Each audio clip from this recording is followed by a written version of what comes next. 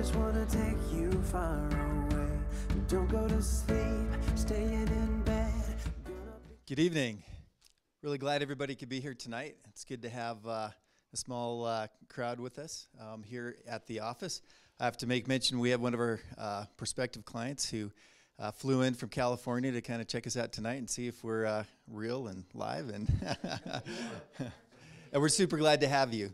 And we also have a number of our clients who have been with us for a period of time. So glad to have you here with us live. And then, of course, everyone who is online tonight, super glad that you are joining us.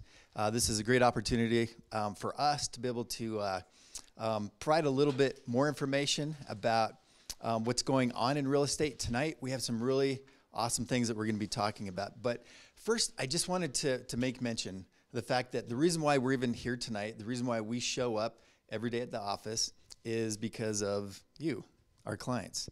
And the bottom line is, without our clients, you know, we could stay home and sleep in.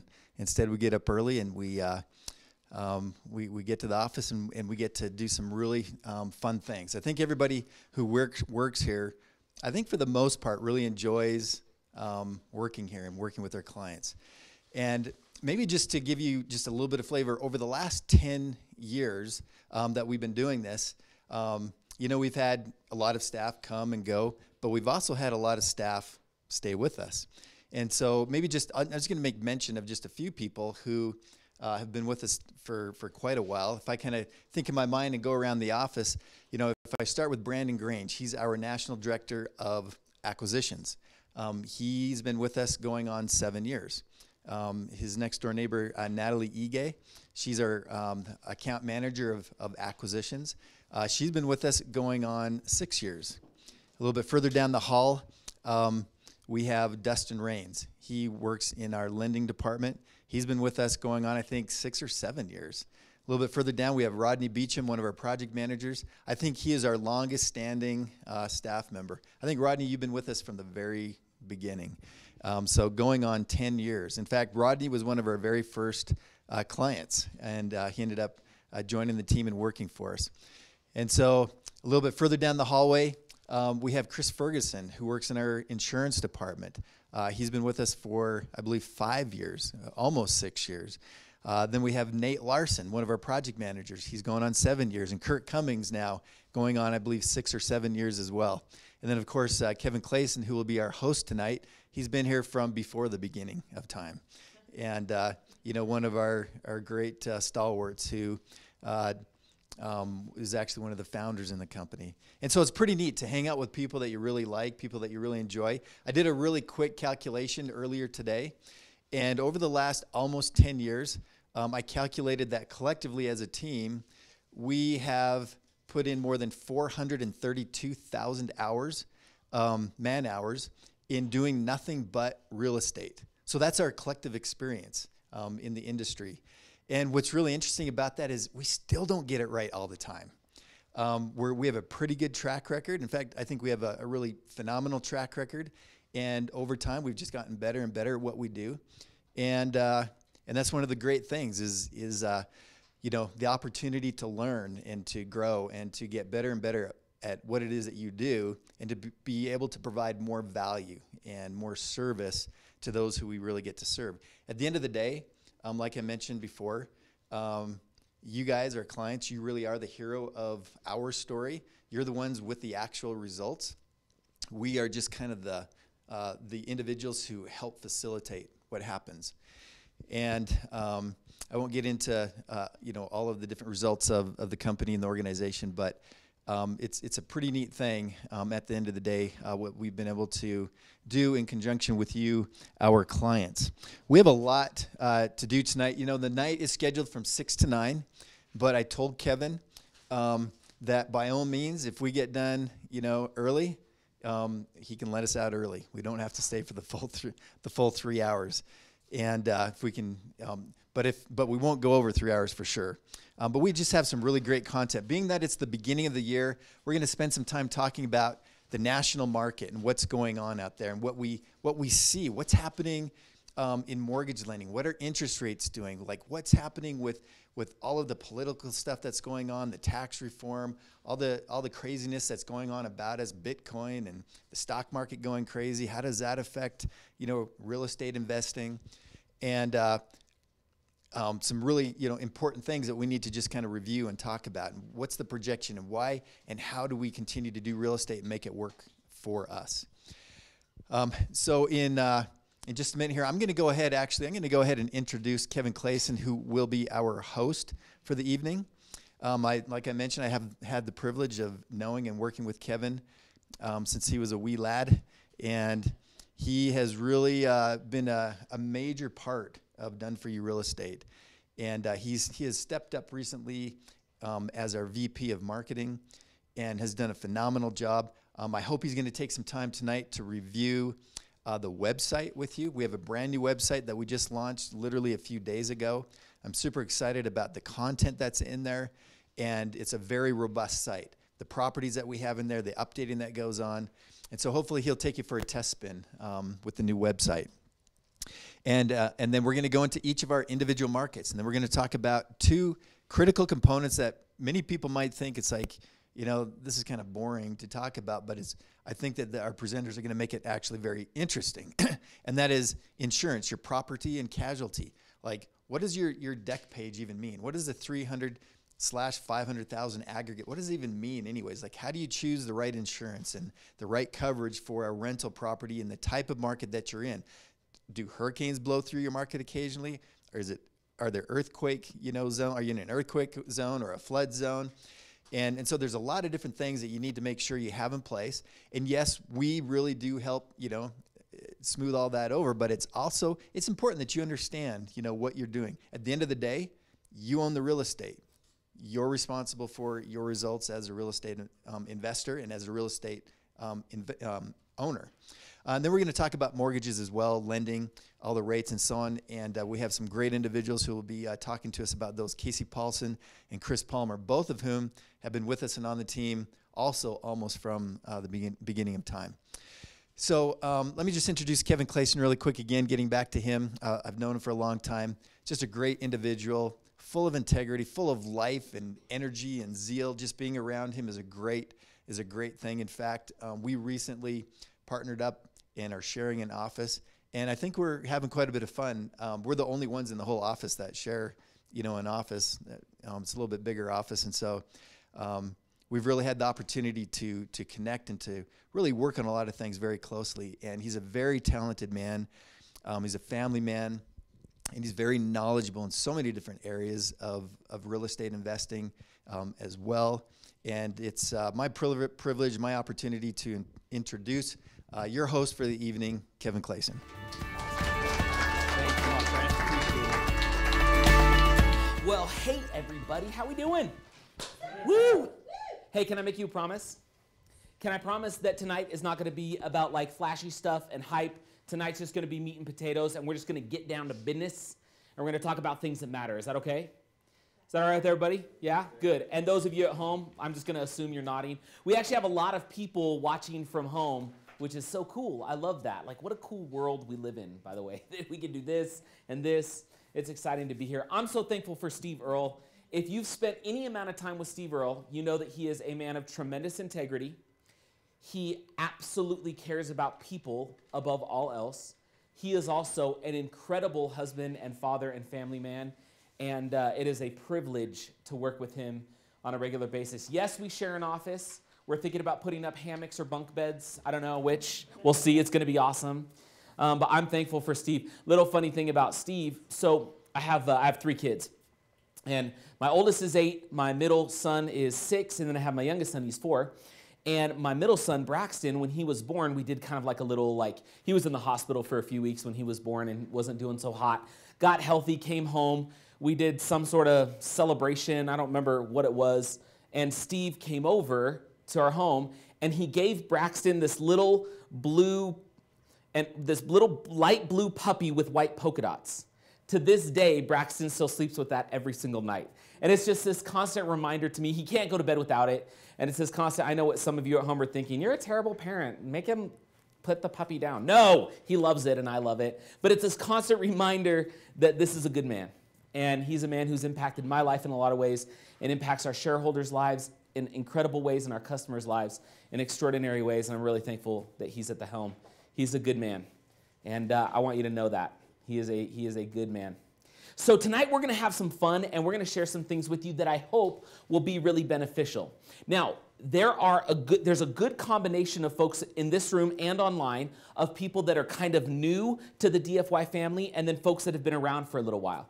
And so regardless of whether you are new or you've been around for a little while, I think it's always good to start with a little bit of an introduction and a reminder of who we are, but more importantly, what it means for you.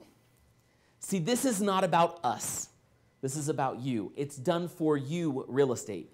You are the pivotal person in this equation.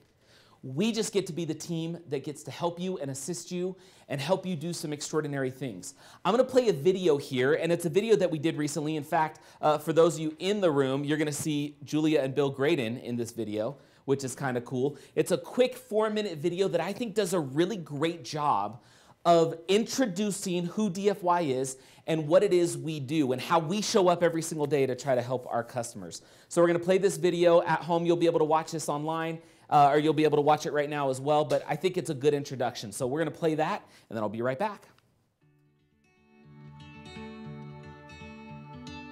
Before we found Done For You Real Estate, I was working full-time and putting as many hours as I could in, and there was just no way for me to create any residual income, and I really felt like I was just going to be working until I died. I was disabled in 1997, and so my income plummeted. And I'd always wanted to do real estate, but I didn't have the education, the time, or the money to want to invest in what it would take to do it all by yourself. I'm Steve Earle, CEO of DFY. And we have a framework that we want to teach you that will help you replace your current income through consistent, conservative, and predictable real estate investments. We have a mantra around the DFY office, and it is this: it's time to redefine. Redefine your retirement, that is. And here's what I mean by that. Too many people have their eyes fixed on one day, hoping that traditional retirement plans, unpredictable market fluctuations, and accumulating a nest egg over a 30-year work career will be the answer. But what they should be focused on is freeing their family from financial burden at the speed of now. I remember as I first learned about Done For You Real Estate, I said, this is going to do for real estate what mutual funds did for the stock market. And that to me was just remarkable, because that made stock available to everybody, even the little guy. And now suddenly Done For You Real Estate's making investing in real estate available for anybody. I know what it's like to feel unsure and insecure about the future. We are bombarded by endless commercials from investment companies telling us what we're supposed to be doing to achieve financial peace, only to sit back and do the math and realize that we have a long way to go. The first time that I met with the project manager, it was so surprising to me that they were able to take our current financial situation, and where I didn't see any options whatsoever to begin investing in real estate, they were able to find options that I didn't know even existed. The first step is to schedule a call with one of our dedicated specialists. Sometimes you just need someone to help you see what you can't see and nudge you in the right direction. Step 2 is to create a customized and personalized game plan. We take your answers from step 1 and help you combine those answers with your values, your specific wants, dreams, and wishes, and with the resources you have at your fingertips, and then help you understand how to insert this information into a framework that can begin replacing your income. Step 3 is you begin investing. You begin investing according to your plan, your values, and your resources. Another thing that happened when I first started, with Done For You, is you guys pulled me in and says, hey, you buy your first house, and then, after a while, you buy another house, and you sell a house, and you buy 2 houses, and you guys said, hey, after 10 years, you could have 10 houses. And I thought, no way. There was no way that in 10 years I was going to have 10 properties. But as I bought more and more properties and sold one and bought 2 and sold another one and bought 2, I realized that what you guys said in the very beginning was exactly right. DFY will give you everything you need to help you begin replacing your income, one real estate investment at a time. We deliver the properties, the financing, the insurance services, the property management teams, and everything in between so that you can keep starring in the movie of your own life without having to rewrite the script. You realize, oh, that's right, I have to have insurance for all these homes. Oh, well, okay, all set. Call's already been made. Policy should be in your email in the next 5 minutes. Everything that you needed was anticipated. It doesn't have to be super stressful and weighty and scary. Real estate investing can be fun. Thousands of families have already begun replacing their income and redefining their retirement story using the DFY framework. Join us. Schedule a call today.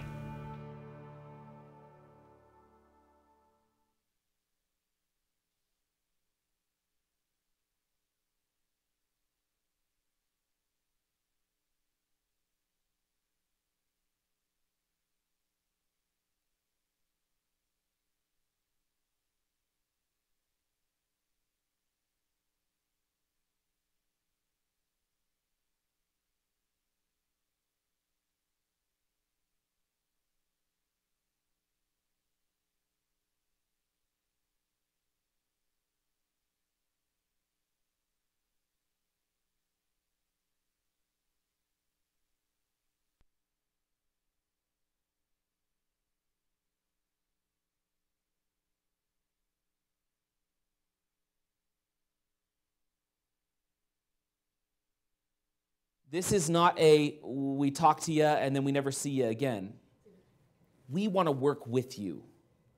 It's about you in the long run, not about some sort of a short-term gain. And so we're going to talk a little bit about the importance of a game plan, and then we're going to move into, in fairly short order, the real meat and potatoes that I think you all want to hear, and those of you at home that you're tuning in to see, which is we're going to talk about markets. We haven't done a market update in a little while, and so I'm excited because we're going to be talking about all of the markets, and this is so cool. I'm so excited to show you this. We have videos from our teams that are in the markets, in Indianapolis and in Memphis and in Orlando, and you're going to get to hear from them, and they're going to talk about what's happening in those markets, what are the conditions like there, and why is it an awesome time to be looking at those markets as a potential piece of the puzzle to redefining your retirement and replacing that income one property at a time. And so that's going to be really cool. And we don't have like here's the deal, okay? If you've been around us, you know that our job is to never stop. We're always here to keep moving forward for you. And so tonight we get to introduce something really cool, which is an expansion of one of our existing markets. And same market, same team, different state, and a process that I think you're really going to like. This is so cool. And this is really, we are in the early stages, but here's the cool thing too. If you don't know us or if you're just getting to know us, it'll give you a feel for how we work, which is we never let off the pedal. We always want to make sure that we are taking you to the next best place to help you redefine your retirement over time. It's not a stagnant thing. So we're going to be talking about the markets. Chris Palmer will be here. We're going to be talking about what's going on in the mortgage industry right now because it's things that you just need to be aware of. And then we're going to conclude, and Casey from St. George is going to be joining us via teleconference, and he's going to have some slides, and he's going to be having a conversation that I think is really rare, which is how often do you actually get to talk to an insurance guy and find out the real stuff, not just them trying to sell you on the next policy. He's actually going to be giving you the meat and potatoes of things you need to know about your liability policies, what's in your declarations page, so that you understand how to be adequately protected with the investments that you're purchasing in the right markets because you have a game plan that's helping you redefine your retirement. Cool? Does that sound good? So what I wanted to do is let's just have this conversation, especially for those of you that are kind of new to DFY and what it is we do. Here's one thing we've kind of come to realize, right? When it comes to retirement, there's generally two things you don't get to choose. Do you know what they are? What are the two things you generally don't get to choose when it comes to retirement? Any ideas? When you're going to retire. Yep. What else? When you want to retire. Usually it's sort of put upon you, or if you're like my dad's awesome, but he worked so long into his 70s because he just didn't have the option to be able to retire at 65. There was no pension that was there, so he didn't get to really choose the time when he wanted to retire. What's the other thing that maybe we don't always get to choose when it comes to that time? Yes? How long you're going to live afterwards. Oh yeah, how long you're going to live afterwards? That's true. We don't get to, but I wish we could just write in a box, let's do 25. We'll just do, actually make it 40. Yeah, we don't get to do that. You're right. That's not what I'm going to show you here in a second, but that is something that's very, very important. And hold on real quick. Let me just say this. Why do you think I'm talking about retirement? None of us here are ready to go into a senior home.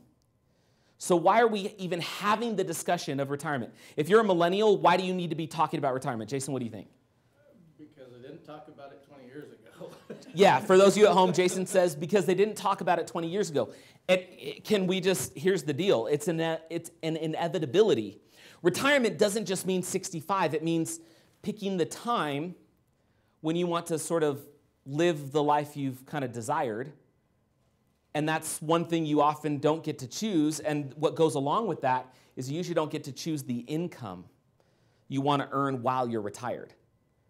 It's, hey, here's your Social Security, or hey, here's your pension. My mom worked for the school district for a long time. Here's your pension. That's what it is. She didn't get to pick it. That's what was given to her. Social Security, you don't get to write into the Social Security office and say, hey, I was looking for a raise. What do you think? Can we just up that 25%? It doesn't work that way. And so these two things, being able to decide when you want to retire and the income you want to have when you retire, are vital. And for most people, you don't get to choose either. With DFY, you get to choose both. When we talk about redefining your retirement, it's very simple. Here's what we want to do.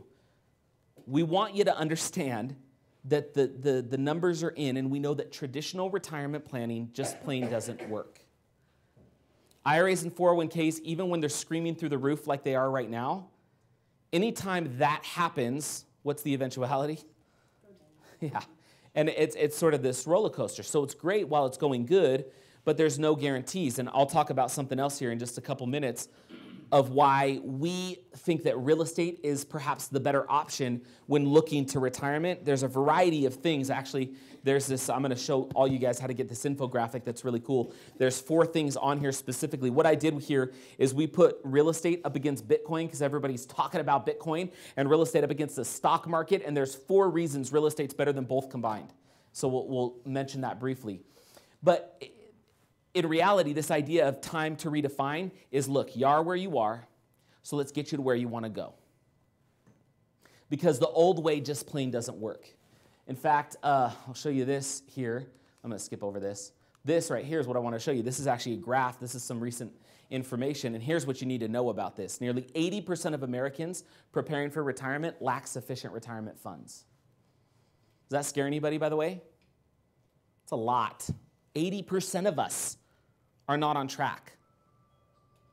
So the only thing we're trying to ultimately arrive at is this kind of idea of financial freedom, which is just real simple. We don't need to spend a lot of time on it. It's just the idea that your investments or your residual income can outpace your expenses, right? Does that make sense? Financial freedom, ultimately, it's not necessarily a number from the standpoint of you must have 250 grand a year. It's just, what are your expenses? How do we get enough residual income to be more than expenses? And if that's where you can get to, that's where real financial peace is found, right? Does that make sense? So the whole thing that real estate allows us to do is play a little bit of catch up, because real estate gives us the ability to generate some cash flow. So to give you an idea on numbers, a lot of times people don't really, we talk about retirement's not working. Well, here's an idea. So if you make $100,000 a year, if you make $100,000 a year and you're going to retire at age 65 and you want to maintain your current standard of living, how much money will you need to have come age 65 to maintain that current standard of living? Little over $1.4 million. Okay, now here's what that means. If you currently have 200 grand in the bank and you are saving 10% of your income and you have 20 more years to work, you're still only going to be at $837,000. If you have 20 years to work, you already have 200 grand, and you're saving 10% of your income, you're still only going to be here, which is almost half of what you need in order to maintain that current standard of living. Does that make sense, everybody?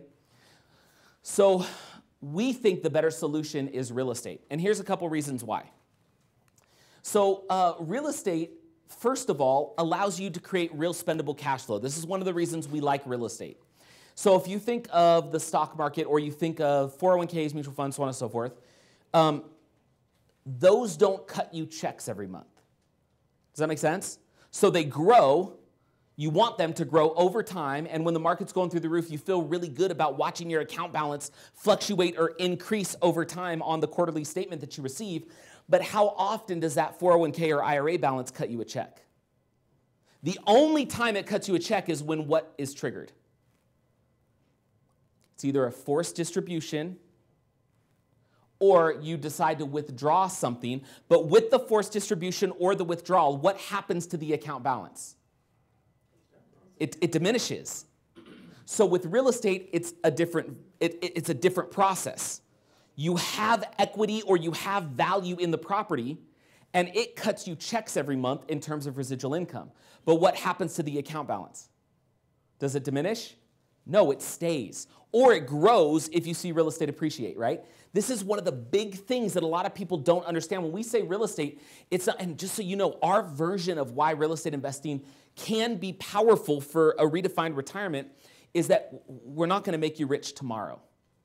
This is a consistent and predictable long-term approach to really replacing and eventually superseding your income so you can choose when you want to retire and the income you want to have because you have tangible assets that produce the income for you, as opposed to an account balance that will only diminish when you spend the money. We want it to stay intact and be able to generate cash flow, okay? That's one of the reasons we really like real estate. By the way, all of these, I'll show you how to get this in a second. All of these are on this little PDF. You can download this as a PDF, and it's the 4 ways real estate beats Bitcoin and the stock market combined. And what I do is I go through these 4 ways that real estate is better, and I say why it's better than Bitcoin and why it's better than the stock market, literally head to head, right across from one another, okay? So here's another one. Real estate allows you to buy with leverage with the bank as your partner. So I want you to consider this. If you want a $250,000 asset in real estate, you're generally spending or investing 50 grand. What's that 50 grand? It's down payment. Then who's taking care of the rest?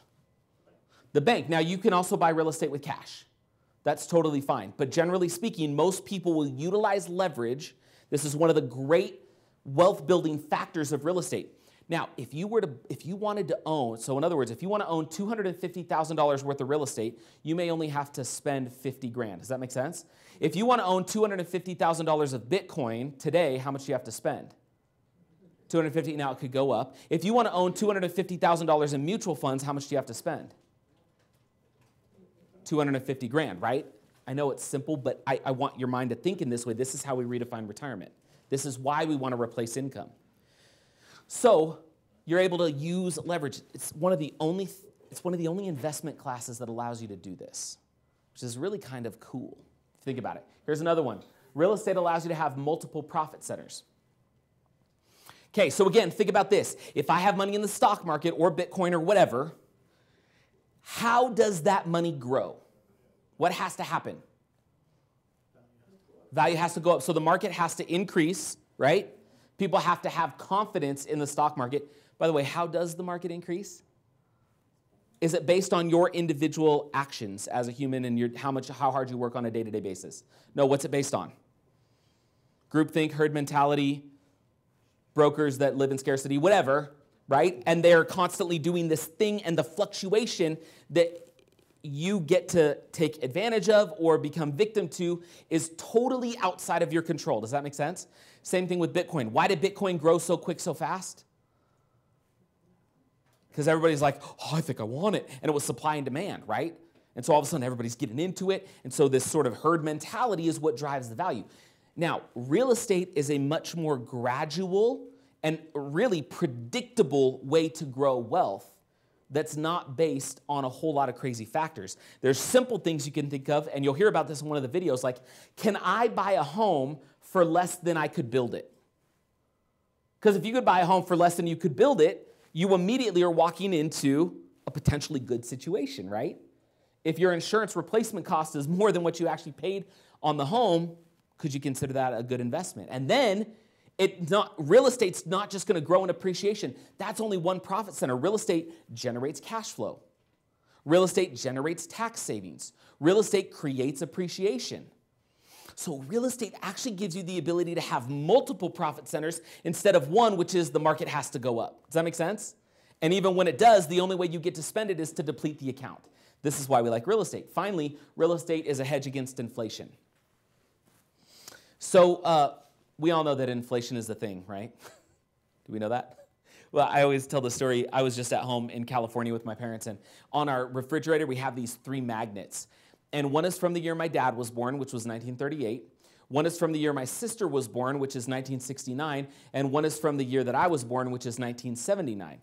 And it's kind of fun. And they have like a few things on them, like house price, average income, average price of a car, average price of a gallon of milk, average price of a stamp. And you can watch the inflation happen.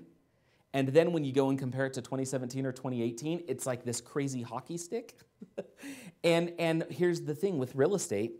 When everything kind of experiences this what could even be construed as an artificial growth of value, everything costs more. Real estate is tangible. So the cost of building goes where? Cost of labor goes where? Cost of materials goes where? Rents do what? Okay? So real estate, being a physical thing, actually acts as a hedge against inflation so that you can, similar to maybe what gold or something like that does, right? But it's even more powerful because you bought it with only a fraction of the capital required. It generates cash flow. It's not just reflected on an account balance. And it generates multiple profit centers, all while being a hedge against inflation. Do you see why we love real estate? It's the only thing that can do this, which I love. So for those of you that aren't real familiar with who we are as a company, there's 2 ways generally to do real estate. There's kind of the normal way, which is you go get educated and you buy books and you buy courses and you join, some sort of community that promises lots of ideas and how you can. That's a great way to do it. Does that require some work? How much work? Remember what Steve Earle said? How much do we have in collective hours in real estate? It was like 430,000 hours and we still mess up. We still aren't perfect. So imagine trying to handle all of that on your own. Now, you could get educated, you could do whatever you need to, and then you're still having to find the property, get the property rehabbed, find the right people, find the right tenants, find the right property manager. You could go and do all that, and you may succeed. But how much time and expense is it going to require in order for you to get to that point? Or you work with a company like us, and what we have tried to do from the inception is try to make the whole process easier for our clients. It's actually kind of funny. When we started the company back in 2007, some would say the official start date was 2008 when we sort of formed the entity. Either way, it's been at least 10 years, and we started the company with one really simple idea. We didn't want to just teach people real estate. We wanted to help them do real estate. What we did not anticipate is that the vast majority of our clients were folks that were looking at the math and looking at their 401k and IRA and looking at their potential financial future and realizing that they weren't going to be able to retire at the level they want, and certainly not at in the time frame they wanted. And so they came to us looking for solutions. So when we say we're here to help you redefine your retirement, we didn't start our company with that idea. The idea was just, we're going to help you do real estate. We've realized what we are actually helping you do is redefine your retirement by replacing your income one investment property at a time. It's been a shift for us too, in realizing how we serve you and how we can best serve you and how we can do the majority of the hard stuff so that you're not the one stuck with doing all the difficult parts and then still potentially not making the money that you want to make. Just to give you an idea, you can go and invest in real estate, and you can invest, most people would invest in their local market, spend a lot of money up front, spend hundreds of hours researching, personally execute all the steps required, and then you're the one finding, fixing, financing, selling, and leasing it. Or we have folks that come and work with Done For You for the last 10 years now, geography is not a condition for investing. It doesn't have to be in your backyard. You're going to hear about that here in just a second when Brandon comes up and we talk about markets. There's no money up front. We just work with you. The way we make our money is we charge a nominal fee per property, and that's how we make money, as well as real estate commissions and things like that we collect because of the companies that we own. There's not a $15,000 upfront fee or something just to come and work with us. You spend minimal time reviewing because the majority of the work is done for you. All that research is done, and your hand delivered a property that could be a good fit for you. And if it's not great, we'll get you another one. You're personally only executing a handful of steps because the majority of the work is being done for you by DFY. And then we're the ones finding, fixing, financing, selling, and leasing it, and then that means consistent and predictable profits over time. Does that kind of make sense? So that's kind of who we are and how we work. Couple results for you. We've done over 3,500 investment homes, over $75 million in combined equity growth by our clients, which is awesome. Over $150 million collected by DFY clients in residual income, which is amazing. And hundreds of millions of dollars of total value in the acquisition. Currently, over 2,200 homes are managed by our teams for our clients. This is where the 420,000 something hours comes from. It's been this 10-year track record of actually creating real results for real folks, just like you. Okay? So how do you replace your income one real estate investment at a time? This is what I want to make sure everybody understands. If you're watching at home, for those of you here in the room, I already mentioned it, it all starts with a game plan, plain and simple. So we do these game plans where you'll meet with somebody like Kurt Cummings, who's right there at the back of the room, who is a genius and who's phenomenal and one of the most caring individuals you'll meet, and he'll sit down with you and he'll figure out where you're at, where you want to go, and then what are the steps to get you from here to there. Without that personalized, customized game plan, which, by the way, is totally free and does not require any sort of a commitment. It is not a sales job. It is just, where are you? What do you need? Can we assist you to get there? That's all it is. And if DFY is a good fit, then we go to work. You're assigned a project manager who begins to work with you and kind of becomes your real estate concierge, and we start to coordinate those pieces so that you can invest successfully. And if it's not a good fit, it's okay. That's why we have those conversations. What I wanted to do real quick is so by the way, in order to get a game plan, it's real simple. You just email gameplan@dfy-realestate.com, or you go to dfy-realestate.com/schedule. I'm going to show this to you in just a second. But here's the deal. If you are an existing client, if you've been around for a while, you need a game plan today.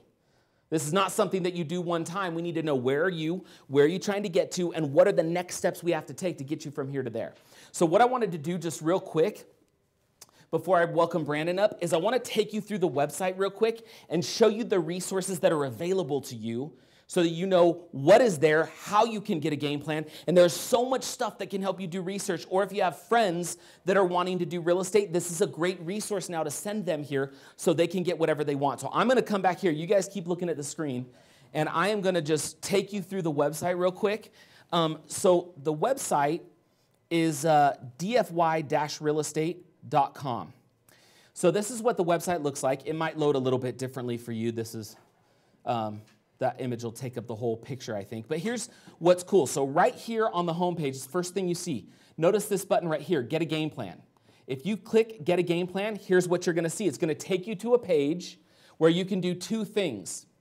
If you would like us to give you a call, you simply enter your information, name, email, phone number, and you hit this button, and within one business day, you'll be on the phone with somebody like Kurt. Now, if you want to know what time is going to work well for you. This right over here, see where it says want to schedule a time that works for you. When you click this button, it's going to pull up a scheduler, and you're actually going to be able to choose. You know what? Wednesday's good at 11:30. And then you confirm it. It's going to ask for some information, and you will already be on the schedule. Isn't that awesome? So this is where you can request a game plan. By the way, if you scroll down on this page, you can learn some more stuff. You can learn more about the game plan. We have some great videos from another intensive that goes deep into what the game plan is and how it works. And you'll be able to see some case studies of folks that have actually used this process in the game plan in order to redefine their retirement. So again, from the homepage, let me just show you kind of everything that's here. So when you scroll down, obviously there's multiple ways you can get a game plan. If you want to watch that video I showed you, click this button right here, watch video, and it's going to take you right here to the video. And again, you can request a game plan from here, or from here, you can also request something called the 5-minute retirement makeover. This is super cool. We did 3 videos that we call it the 5-minute retirement makeover. It's longer than 5 minutes altogether for sure. Each video is longer than 5 minutes, but really within 5 minutes, you're going to see how you can redefine your retirement. And in video 1, we talk about why traditional retirement planning isn't working. We dive into the numbers. Video 2, we talk about why real estate's the solution. And video 3, we show a real-life case study. And all you have to do is you click get free access, and it's going to bring this up. You put name and email, and then it's going to give you access to those videos, which is awesome. Again, to go back to the home page here, you can, again, watch that video from here. This shows you the real simple steps of how we do what we do. Get your game plan, begin investing. This is kind of fun. What makes DFY so different? When you click on this, click to continue reading, it's going to give you a step-by-step outline of what it is that we do for folks, for people just like you, which is just so cool. If you want to learn more about the DFY team, you can click on this button, and you're going to see some pictures. You're going to be able to learn a little bit more about the DFY story or the DFY team or what our results are.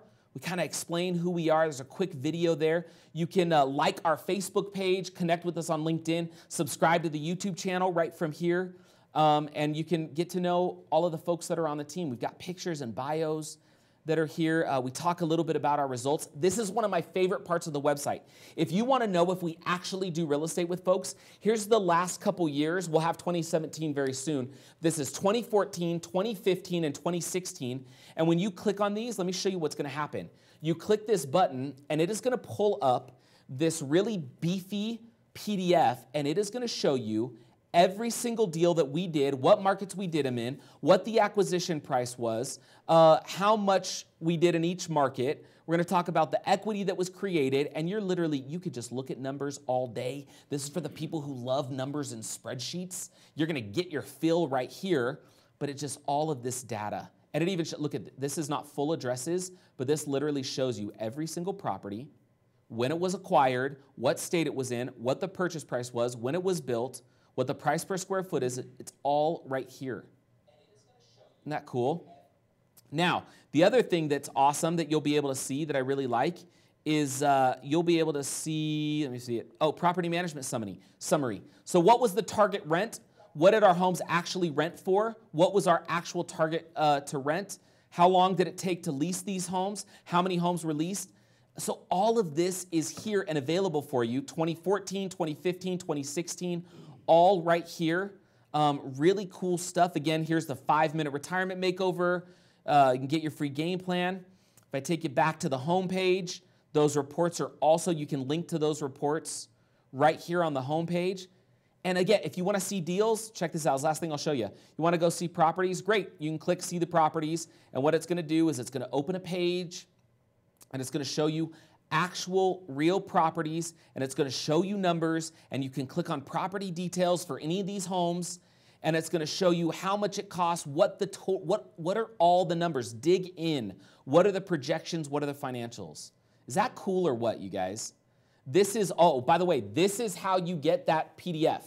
When you're on the page, this will pop up when you're ready to leave the page. You put in your email right here, and you say, you know what, I want to go ahead and download this. And it's going to take you right here to a page where you can click to download the PDF.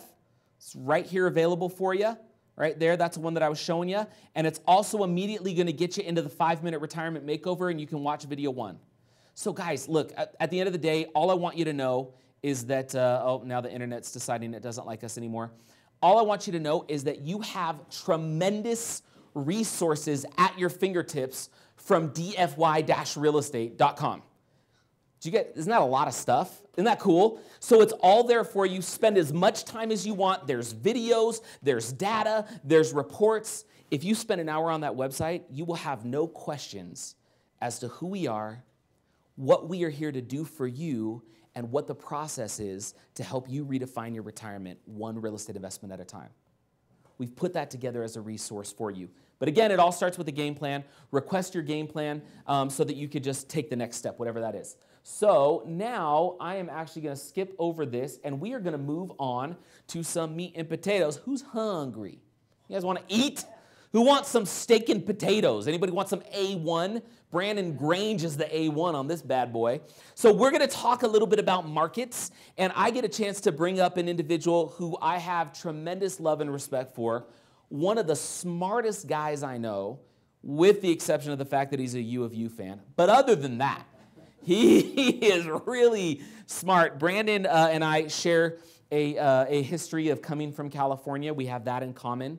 But one thing I don't have, definitely, that Brandon has is an incredible amount of knowledge about how to acquire real estate. I know a little. This guy is the professor.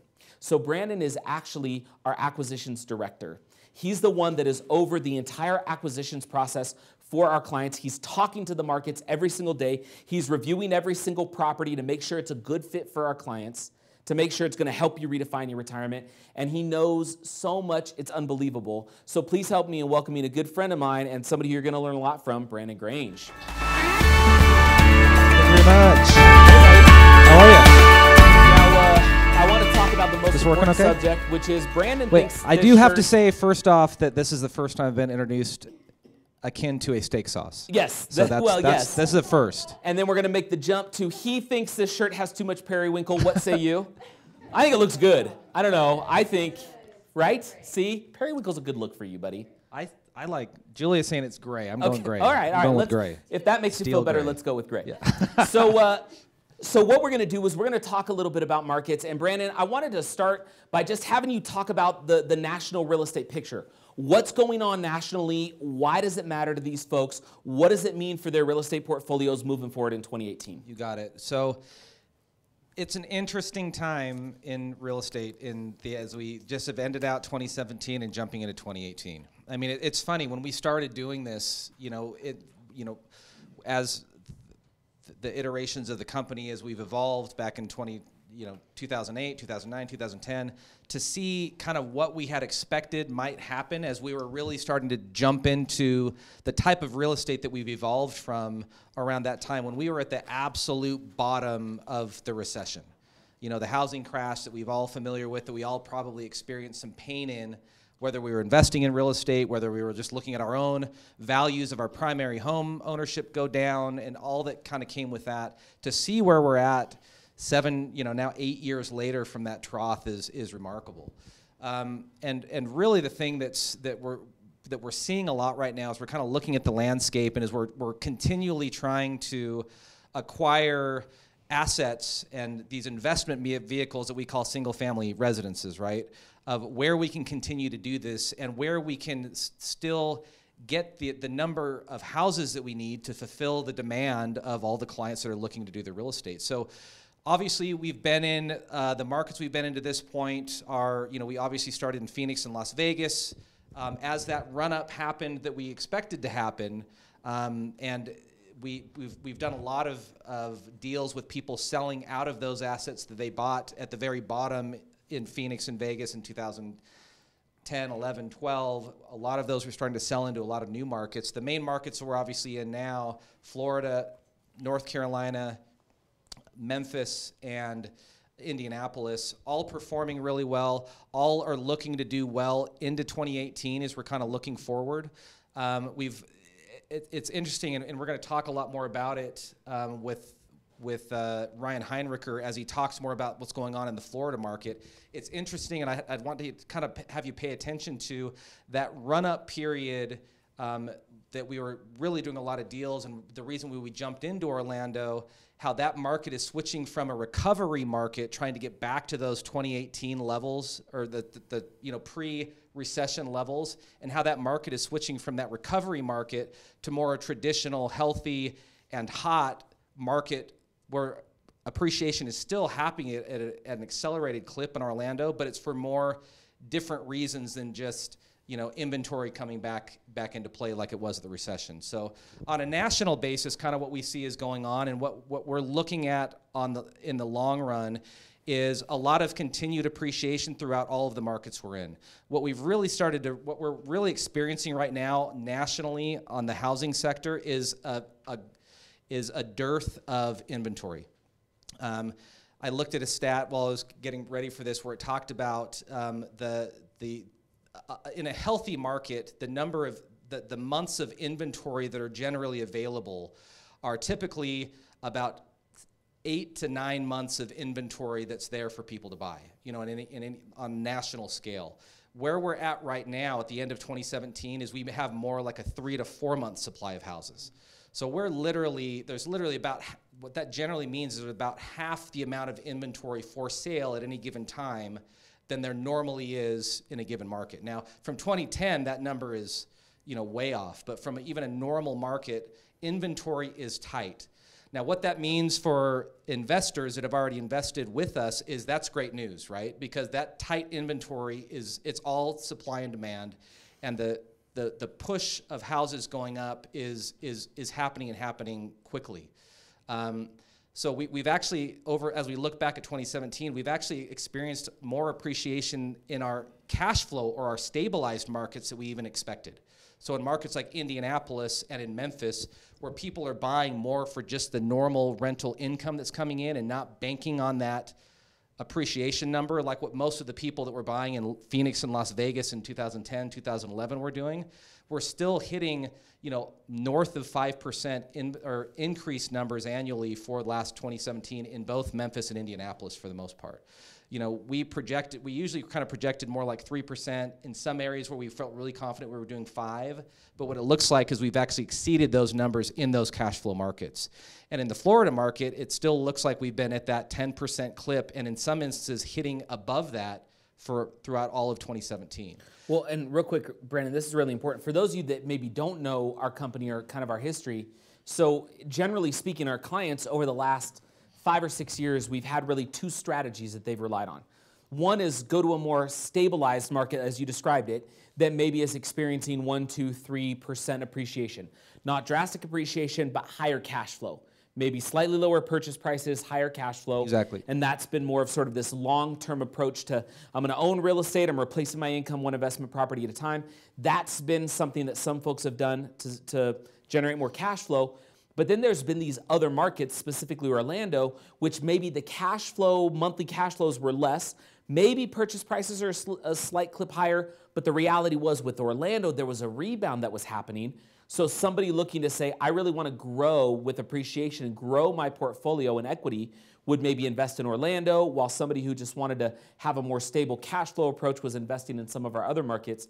What I hear you saying is that's been the approach for a lot of our clients, but in reality, even our stable cash flow markets have seen more appreciation than anticipated, and Orlando is tracking and maybe even exceeding the appreciation numbers that the folks hoping to get growth were seeing, right? That's 100% right. That's 100%. And we really like having the 2 types of investments for our clients. The cash flow model, the higher cash flow model without as much appreciation is more traditional type of real estate, but we also have people that that appreciation factor is a little bit more subjective, right? There are blips and hiccups and things like that could come to a market where that may not happen the same way that we would realize it is, and so there's a little bit more risk involved with those, but that's the part of what we do that we try to take that risk out of it, and we've got a track record over quite a bit of years of kind of hitting on those numbers right. So,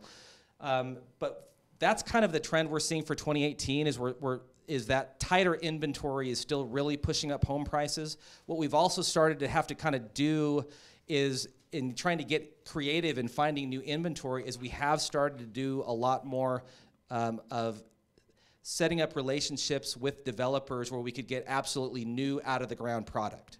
So new homes that are basically being built for our clients that people could jump into and buy. And they're not our our normal model, quote unquote, of buying a distressed asset, rehabbing it, and selling it at or below market value to our clients. These are houses that we're actually forming relationships with builders, and they're building houses to spec for our clients. Now here's what's really cool about this. I think this is so exciting, and we'll talk about North Carolina in a second, Charlotte, where this is happening. one of the things that I really love about Brandon is he'll come into our office on a regular basis and he's excited about something or he's concerned about something, but it always is the same story, which is he wants to make sure that the assets we're helping our clients acquire are the right ones for their game plan moving forward. And he works unbelievably hard to do that. What he was able to uncover along with his team is that while we've had this model of going and purchasing homes in some markets, whether it was a cash flow, more stable market, or a growth market like Orlando that would produce cash flow but some growth, those were homes that, depending on the market, could have been as old as what? Some of the older homes? Late 70s, early 80s. Sometimes we've gone in some specific ones even older than that, but the typical one for us is in the 90s. 90s or early 2000s is and normal. Some markets are 90s and early 2000s, and that was kind of the model. But now, with the market doing what it's doing, there's this opportunity where we can go and form relationships with builders. While still doing that model, there's this other opportunity that he's discovered that's emerging for our clients to actually get product that's coming out of the ground that's new product, that's still conducive to the game plan, to the redefinition of the retirement, and replacing that income and generating that cash flow, which I just think is so cool. And it's one of the reasons I love what we do, because can you imagine just being an individual real estate investor thinking you want to do real estate and trying to figure out what type of real estate to do, what market? How would you know when it's time to get new build, when it's time to get an older home, what year that home should be? And if it varies by market, you can imagine how daunting that would be. That's all Brandon thinks about. Which I just think is really cool, and it's created this kind of amazing opportunity that's a different type of opportunity for our clients that have been with us for a long time. So let's talk a little bit about what that looks like in North Carolina, just to briefly touch on that, and then we'll move into the markets we've been in for a while, like Indianapolis and Orlando and Memphis, and we'll talk a little bit about some of the things that are upcoming. So talk a little bit about what that looks like in North Carolina. You got it. So again, this is the first of the markets that we've kind of jumped into with this new product, this new model. We had about 6 townhouses that we were developed for our clients that were, I think, basically about the beginning of October is when those came out of the ground, and we actually delivered those to our clients. We're having good traction on the leasing of those properties, which is fantastic. It's kind of coming in where we thought they were going to be, and in some instances even exceeded it in terms of the rents. We actually have a number, we've just, in the last, literally within the last couple of weeks, we started to deliver some single-family product. There was a subdivision that we had 5 single-family houses that were built for our clients that have all now started to be closed on. We have some people in the audience that have actually bought some of those houses. We have another 10 townhouses that we are going to be doing as well, and same thing, the Gradens have got a couple of those that they're going to be buying next month, so we're excited for those. And the experience has been fantastic so far. Charlotte's almost really a combo market for us in that we found that the cash flows on these new built homes are great. You know, they're typically on the single family side, they're in the mid 8% cash on cash range, and in the on the townhomes they're kind of in the mid 9s. And the purchase price in the townhomes is generally about $145,000, and on the single family homes they've been about $180,000.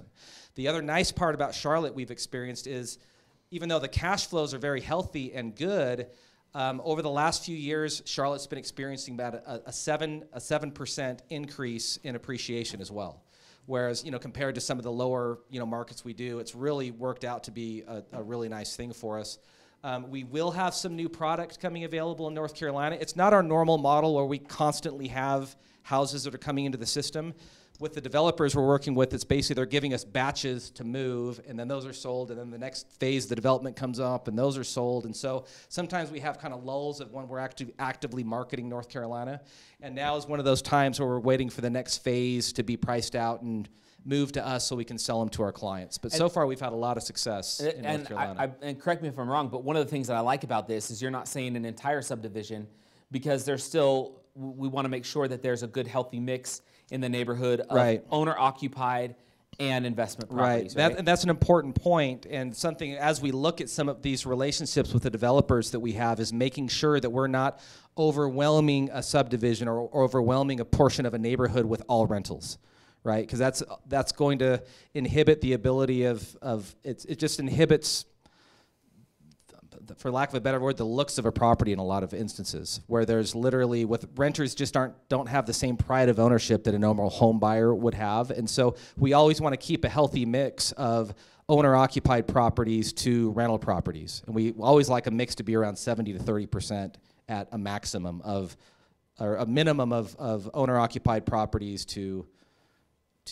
rentals. Brandon, show them where on the map those homes have come out of the ground, just so they kind of know in conjunction to Charlotte. You got it. So kind of where, and I'll even give you a little bit of a sneak peek of where we're the next developments. We did it actually in our last intensive, but if anyone saw that and saw the videos of me and Bryson kind of driving around up and down Charlotte. But we're actually in one of the, by the way, in almost all of our markets, we're usually out in the suburbs. You know, we're never really close into town. It's either areas that we don't like to be in, or they're usually generally too expensive to really make a lot of sense of rentals. So a lot of bedroom communities, places that are close to where most of the employment is. And in Charlotte, basically where we're at for the most part is up in Salisbury right now. That's where that is. There's quite a bit. The main industrial area of Charlotte is up in this northeast corner. So it's a pretty nice, easy commute for a lot of the people that would be renting there and working at like a, warehouse manager type of job, those kind of things. So it's actually worked out well. We're also, the next developments we're looking at are actually, the next one's going to be most likely in Gastonia, which is just out to the west. Same type of demographics and neighborhood as we're doing in Salisbury. And then the next one is just a little bit closer in on the 85, and I'm not even positive. It's actually going to be a Charlotte address. The name of the community is a little bit different. But we'll see those starting to come out of the ground in 2018, and they'll be single-family homes. It'll be available for our clients as well. But Charlotte as a whole has been fantastic for us. As I said, inventory is tough, as it is everywhere, and that's why we've started to kind of focus on this new build model. But the numbers have been great, and we really expect things to continue to grow throughout the Carolinas, but most specifically in North Carolina. So Brandon, real quick, if somebody gets a game plan and they're kind of taking a look at, okay, you know what, I like this model, what would be the expectation? How would that process work so that if this is something that would fit their game plan, if that's kind of what they determine with their project manager, just talk them through a little bit. What's that process look like, if you could? From when they're with a project manager? Yeah, from the project manager, and they're saying, you know what, there's some North Carolina product that may be coming out of the ground. Mm-hmm. I think that might be a good fit for my portfolio. Just kind of talk about how that works. It's a little different process again, because basically in our other markets, we have the asset now. We know where it is. We can put a pro forma together and sell it. With these, we usually get a pretty big run-up before we know, when we're able to start marketing the properties to our buyers, and when the house is actually going to be available and done to purchase. So it seems like we get a good read on which ones we'll be able to sell in the neighborhood, usually about 3 months before the house is actually going to be done. So right around the time when they're actually starting construction. The grading is usually all done, the infrastructure's in place long before that. We usually start marketing the house to our clients about the time they're starting to get built. If anyone's ever been involved with construction or built their own primary home, that there's delays that can occur. And so we do kind of like to let people know up front that, hey, look, as of right now, our expected CO date, which is certificate of occupancy date, is going to be X. But I always say expect X plus 2 or 3 weeks. And it usually seems like that kind of works out. Obviously with this winter and hurricanes and things like that, we had a lot of funky weather that was hitting North Carolina, so a lot of those dates got kind of pushed back. But that's generally the time frame from when someone could say, I'm interested in buying a house in North Carolina, to the time they could typically close. I'm always available for updates during that time. We try to send those out. We try to let people know, here's what's going on with the house and whatnot. But from that point, that's typically, once the house is ready to be purchased, and I think I've gone through this with you guys, Gradens, but if not, here's kind of how it's going to work. But when it gets to the point where a house is actually done, they will actually, there's a number of checks that we still put in place to make sure the house is basically exactly what we're expecting to have happen. The first of which is actually a normal home inspector is sent out to the house by the developer. And that's at their cost. They're trying to do that's their first check, is having an outside home inspector come in and do the inspection. Then we actually send that inspection out to the clients, and that's when we want them to get ready to start scheduling their closing, is that first time they see that first inspection report go out. After that, there's a repeat after the builder's gone through and made those suggested repairs for the home inspector, another report will go out saying, hopefully, and it always has been so far, all of these items are now done. The home inspector goes back and takes pictures of whatever it was. You know, it's usually touch-up things, paint smudges and things like that. But that's all done. Around that time is when the closing will actually happen. So, and I guess we don't have to go through the process, but that's basically kind of the timeline and how quickly kind of things happen when we're buying specifically in North Carolina. No, that's awesome. Thank you. So North Carolina model is obviously a little bit different. We're going to kind of transition into more of the traditional. Yeah, do you have a question? Of course. So you're buying a new property. Do you put in the landscaping and stuff too? Or? So hold on real quick, just for everybody at home. She asked, when you're buying a new home, is the landscaping and everything like that put in? Yes. So that's part of the deal that we've worked out with the property managers is there is a full array of front landscaping that occurs. They do, and there's a specific number of bushes and trees that need to be put in and things like that we go through, but the front landscaping is totally in place. The back yard, they actually do seeding. So they don't sod it like they do the front, but they do put hydro seed down in the back, which is great. North Carolina gets enough rain, so there's no need for irrigation systems in North Carolina. Part of the other thing that we do, and we'll be doing on you guys' houses, Graydon's, the HOA fee that we put in the pro forma is actually works. It's not a traditional HOA that's there, but that's actually a maintenance fee for landscaping that we have all throughout the units. And the reason we do that is because all of these units are on one section of a street, and to help maintain how the property looks, we basically have the owners contributing to the property manager a certain amount every month to actually maintain the landscaping for them. And we do that similar to how an HOA would work, similar to how apartment complexes would work, where we're trying to take as much of the responsibility of the outside, how the property looks from those tenants. So so far it's worked out great. So awesome, great, thank you. So as we kind of transition into some of our markets where it's more of like the traditional approach, what actually might be good, and before I get into that, for those of you that are in the room, we're not going to take a break. So if you want to get a water or a drink, we also have some soda pop and stuff that's just on the other side of the office that you're welcome to, or snacks, or if you need to go to the bathroom, you can get up. It's not a problem. For those of you at home, deal with it. Take the YouTube in the bathroom with you. It's fine. Just don't let us know about it. But so as we kind of transition into talking about more of our, I would call them like our traditional markets, maybe describe just briefly what does that process look like? Because we do have quite a few people online and even some folks in the room that haven't purchased with DFY yet. So you get a game plan. That game plan says it looks like real estate's going to be a good piece of redefining my retirement. They work with the project manager, and then they start to begin to look at various markets. Take us from kind of that point through to getting that property rented out, just as kind of a brief overview of how that process works. Would that be helpful if we went through that? Okay.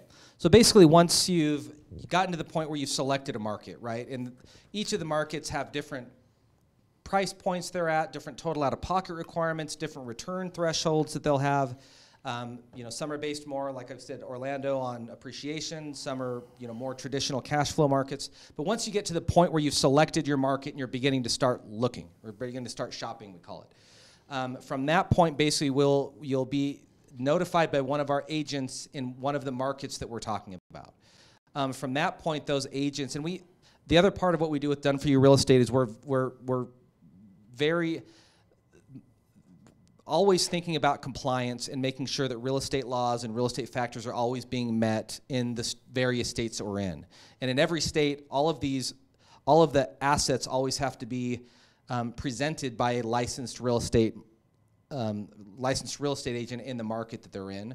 And so all of the houses that are at some point in the process of being rehabbed to be sold to our clients are presented by agents in those various markets. So once you've decided on the market you want to be in, you're ready to go. Pre-qualification needs to happen, and that happens with your coach. We make sure that how much you're actually, assuming that people are buying with a loan and not using self-directed IRA funds or cash to purchase. That's a big part of it for us, is making sure that they qualify. That's part of what helps us have the relationship we do with the suppliers that we do, is that by the time one of our clients is ready to purchase a home and is ready to go under contract, they close. So that's a lot easier for suppliers to pump houses into our system because they know that our clients get to the point where they're going to actually close and they're not just kicking tires and pulling out and wasting people's time. So that helps us a lot on the inventory side. So once you've gotten to that point, the real estate agent starts putting houses in front of our clients. There's a pro forma that we put together, which basically goes through all of the financials of what makes the asset worth buying, basically. It's your guide to showing what the returns are going to be. And we always extrapolate those out about 5 years. The coaches spend quite a bit of time going through that entire process with each of our clients so they can understand exactly how we're coming up with each of the numbers that we are. I'm available as well. I've spent a lot of time with a lot of the clients in here going through and making sure that they feel really comfortable with that. Did you have something, Bill? I'm just going to add, when we in our first market that we went into, they presented some homes to us. And we said, well, we really trust this. Well, we'll go talk to the real estate agent. We're going to get on and go search for ourselves. So we did that. So we got on and we started doing our own searches for homes. And in fact, we found a couple. Do you want to hand him the mic? And in fact, we found a couple of homes that we thought were better than the homes that they were presenting to us. And so we went back and said, we like you guys, but we did our own homework and we have some properties we think are better. And so and they said, well, okay, that's fine. We appreciate that. Nice to have you involved, but let us run the numbers for you. We have a set of criteria we use. We've done it a lot, and it works for everybody. Before you run off, they didn't say have it half-cocked. Just let us run the numbers for you. So they did. Well, as you can imagine, they came back, and both these homes would have cost us money every month. They were at a negative cash flow when they ran all the numbers. And that was good for us. We began to have a little more confidence in the system. Awesome. No, I appreciate that. Yeah. So that's really kind of the process. How it works is once they've gone through that with the clients, the agents are in the mix. The coach or the project manager as well as myself is available to go through the pro forma, make sure they understand it. We always recommend people to pull up Google Maps and go through the neighborhood, take a look at it. We want you to feel as comfortable with the process as I am in providing the house to you to buy. And so we feel like with the project managers and ours, that process happens quite a bit, and also the agents in the market to answer those kind of questions. And Bill. When you get an agent in the market, he's your agent. Even though, Done For You has helped present the agent to you, they're your agents. Correct. We have found in every case that the agents have been a real advocate for us. That's great. They have come through big time in terms of saving us money on the purchase. That's right, great. Great. Yeah. Good. So you get a game plan. You decide that you want to include real estate as a part of your game plan and redefining into retirement. You get pre-qualified. You can go and purchase.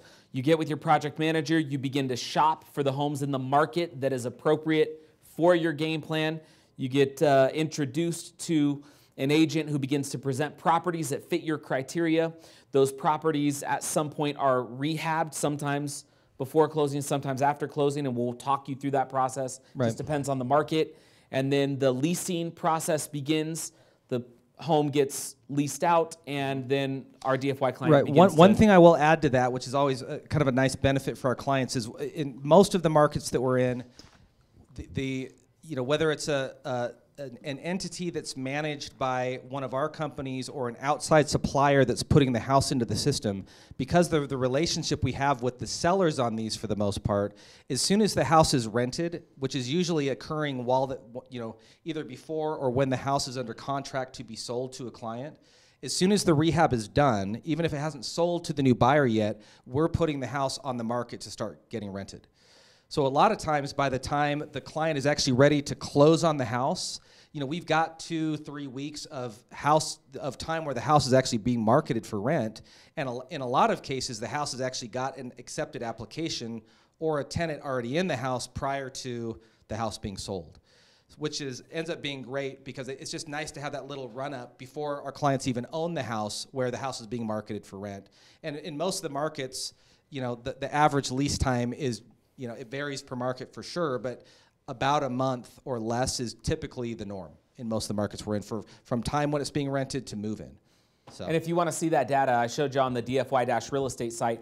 If you go look at those property reports, that data is in there. How long did each home take to get leased? And you can kind of see those numbers. Okay, cool. Thank you for going through that. I hope that was helpful. Now let's talk about Indianapolis. So we're going to hear from actually our team that's in Indianapolis. They're going to be talking about why Indianapolis and talking about some of the reasons why it's a good place to be investing. But Brandon, talk to them real quick just about this map. Where generally, because in the video they don't talk about it, where are our clients acquiring real estate? So you got it. So Indianapolis is really cool because there's a big, huge interstate that circles it. So it's kind of easy to point things out. I-465 is the belt loop that goes around the city. Really easy to get places in Indianapolis. Traffic is, not much of an issue that's there. It's great for us. But what we kind of try to look for, this is obviously downtown Indianapolis here. The areas that we typically buy in, again, as we kind of talked about a little bit before, we generally try to stay on the outside loop of the I-465. So we're basically kind of starting up here just outside the Castleton area, and we basically buy all along here in Lawrence Township, Franklin, down here in Greenwood, which is just barely off the map. We do a lot of purchasing in. Speedway area just on the outside has been great for us in Claremont, and we go up to about almost Eagle Creek, and then the pricing just gets a little too high to make a lot of sense. But we're typically on the outside loop of the southern part of the belt is basically where we're buying, and we like kind of all those areas. As you go a little bit too far north into Fishers and Carmel, we just start to get priced out.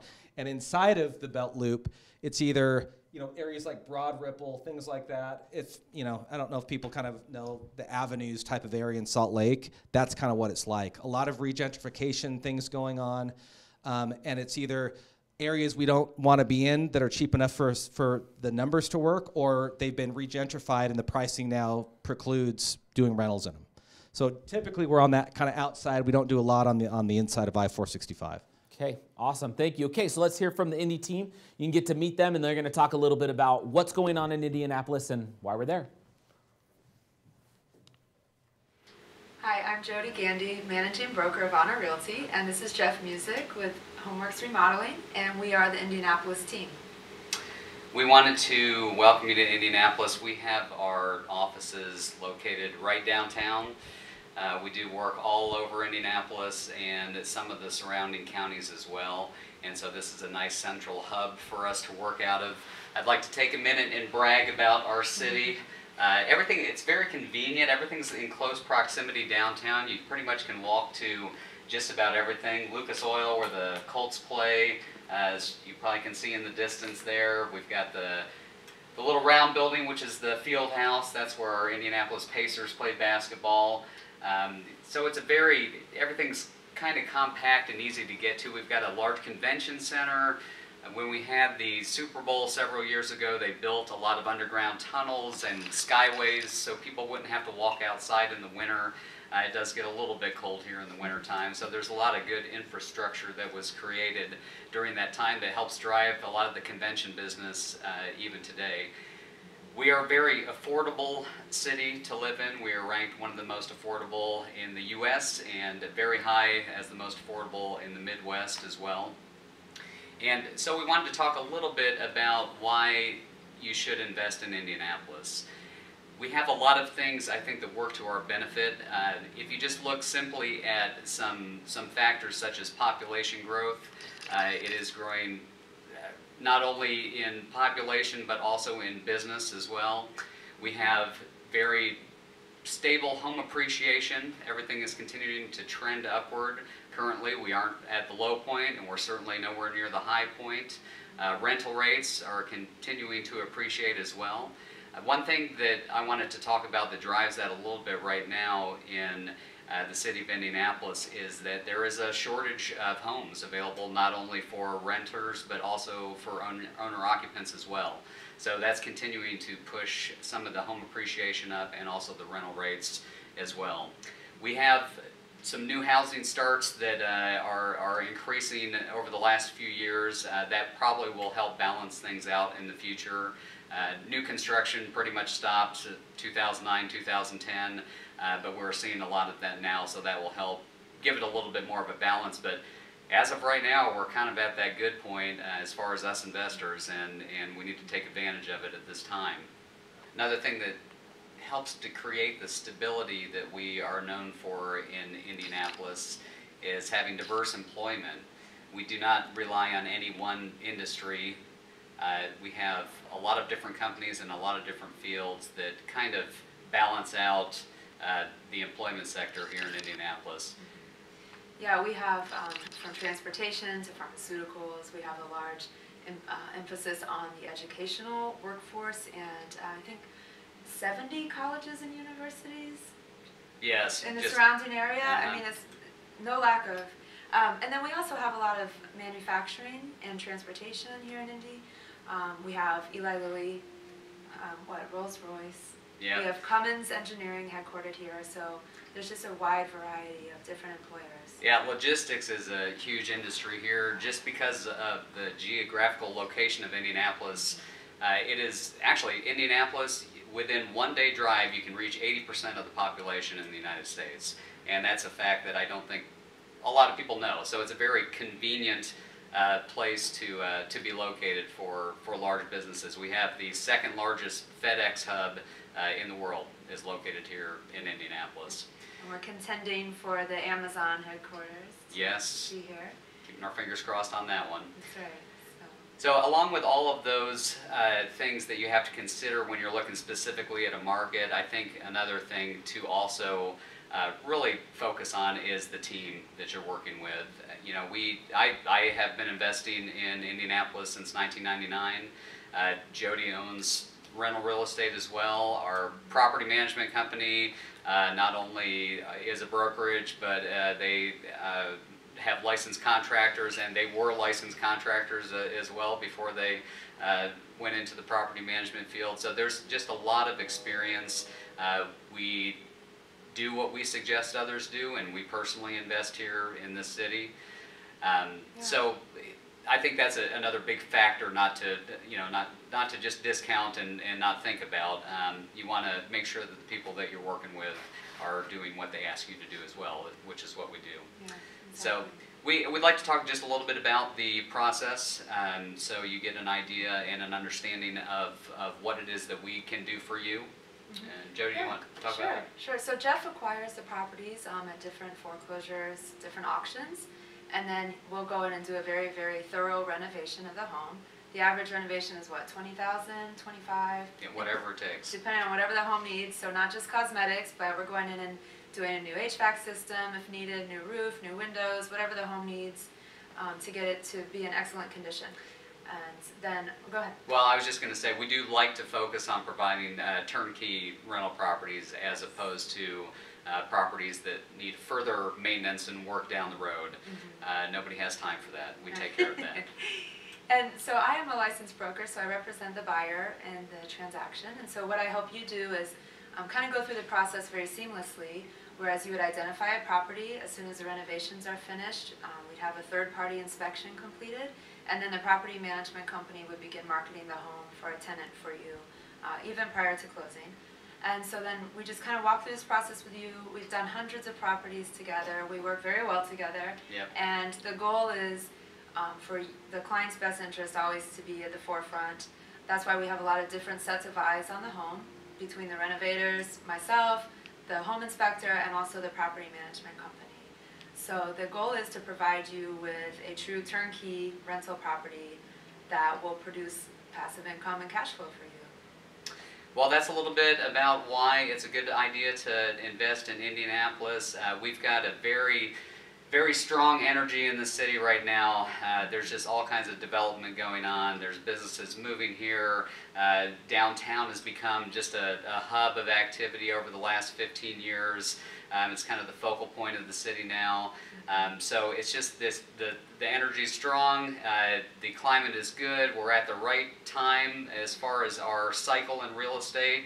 It seems like we're kind of right in the middle. So it's a great time to do it, and the time is right now. So we look forward to working with you. Thank you so much. Okay, so hopefully that was helpful to get to know the Indy team and sort of what that process looks like. Any questions on Indianapolis before we move into Orlando? Yes? Specifically Indianapolis, when you're talking about the rehabbing, like $20,000, so is that added onto the price when you buy the house, or how does that work? So basically for us, when we Real quick, sorry, repeat the question so in case. Oh, she's basically talking about rehab and was wondering if that's just in addition to the price that you're paying for the house or not. And so the vast majority of the houses that we do in Indianapolis, we use our in-house model, they call it.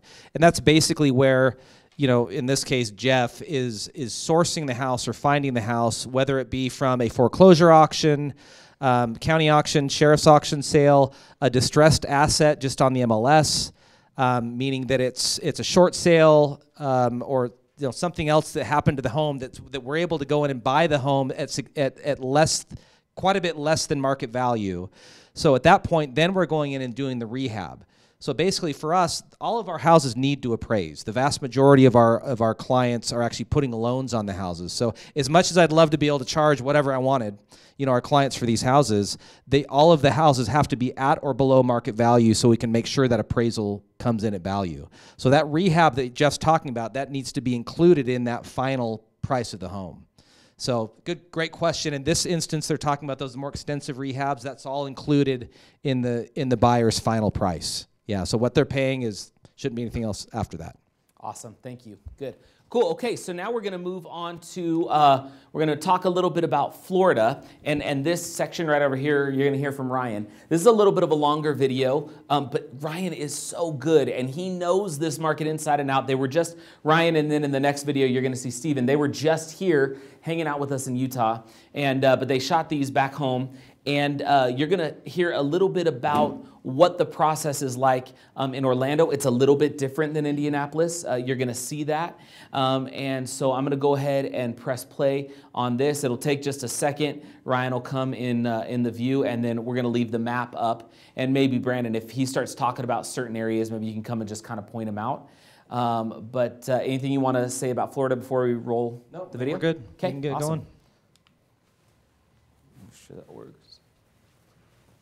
Play. Oh yeah, we could dim the light. Let's see, let me try again. Oh yeah, I think I forgot I have to wait a couple seconds. Let's see. In 3, there he is. Hello, my name is Ryan Heinrich. This is dramatic. I'm the Florida Portfolio Manager for Done For You Real Estate. Today we're discussing why an investor may want to consider buying a property in the state of Florida as part of their overall real estate investment portfolio. In order to do that, you need to understand why Florida is such a growth and momentum state. Many of you are hearing about Florida as being a growth market and having a lot of potential upside or appreciation, but we need to understand why. Well, first of all, Florida is known as the Sunshine State. It's now home to over 20 million people. And the state has recently passed the state of New York as to become the 3rd most populous state in the United States. That growth rate is incredible right now. As of right now, it's the beginning of 2018, Florida is growing by about 600,000 people a year. That's right, they're saying by the year 2028, we will have 6 million new residents. So where are all these people coming from? And why? Well, what's interesting about Florida, first of all, is its warm weather. It's the only, outside in the continental United States, it's the only tropical type environment. I think the only other one in the United States would be the state of Hawaii.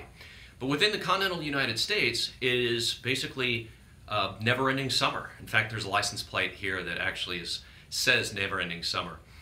So we have beautiful weather 6 months out of the year, and then we have the hot season.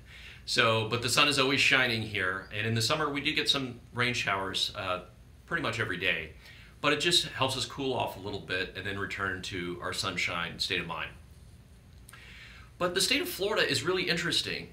Right now it's been named as one of the most progressive states in terms of being fiscally responsible. The current governor, Rick Scott, has taken the state from running deficits 5-6 years ago of about $1 billion a year to we're having surpluses of over $1 billion a year. How's that happened? He's been very pro-growth and has been focusing on reducing taxes. So our tax burden is very low. We have no state income tax, and taxes are actually coming down. Last year I received a letter that says the homestead, which protects primary residences for Florida residents, is actually going to reduce our property taxes. So our property taxes have been going down as homeowners. It's pretty amazing. Some other things that have been reduced is the cost to open businesses. Some of the filing fees have gone down. And so the current leadership not only has been focused on being very fiscally responsible, but they've been focused on being a very pro-growth state. The state is adding thousands, tens of thousands of new jobs, and last year in 2017 it was the #1 state for job growth in the United States. They're predicting that we will fall within the top 5 in terms of job growth in 2018, and that we'll be in the top 3 states for population growth. So we've been running a great track record over the last few years. And of course, this follows a pretty dark recession that the state of Florida had. Florida's state economy runs on a number of different things. A lot of people think of tourism. Of course, I'm in the Orlando area, so everybody thinks of Disney World and the mouse. But when the economy contracted in the United States, there was a number of things going on here. First, there was an epic real estate bust. And real estate prices had gotten so out of hand because people didn't really need to have more than a heartbeat in order to get a loan. So things have obviously changed. This recovery is very real now, but we had a lot of tourism jobs and a lot of other types of jobs dry up when all the investors sort of left the state. Historically, Florida has a track record of a lot of boom and bust cycles, but what's happening now is the state economy is becoming very diversified. In Orlando, for example, tourism still leads as the #1 job growth driver. However, healthcare has really exploded in this area, as well as the private aerospace industry. Many of you have heard that NASA sort of left with the space shuttle program. What's replacing that now is the different companies like Blue Origin and SpaceX. They're all launching new satellites and rockets on the Space Coast, which is only about 50-60 miles from the Orlando area.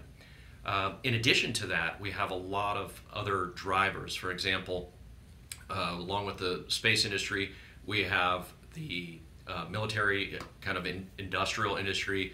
Lockheed Martin, for example, has a lot of jobs in the Orlando area. They're hiring hundreds of new engineers right now.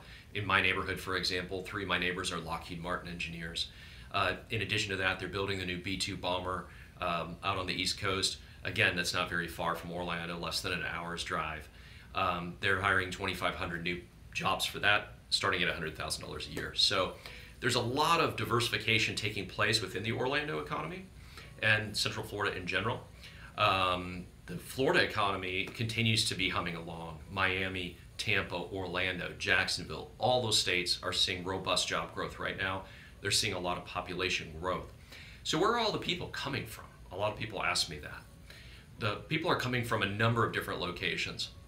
We're seeing incredible amount of people migrating from places like the state of New York, where they say the state of New York is losing 60,000 people per year to the state of Florida. I think frankly people are getting fed up with high tax burdens. People are looking for an alternative to where they're currently living. They can sell their $500,000, $600,000, $700,000 home in New York or New Jersey. They can come down here and buy a home for $300,000, $400,000 that is probably similar in size. They have money in their pocket to burn, and they're not being overburdened by state income taxes. The state's running very well. It's running very efficiently right now, and our state leadership has been able to get a lot of things done.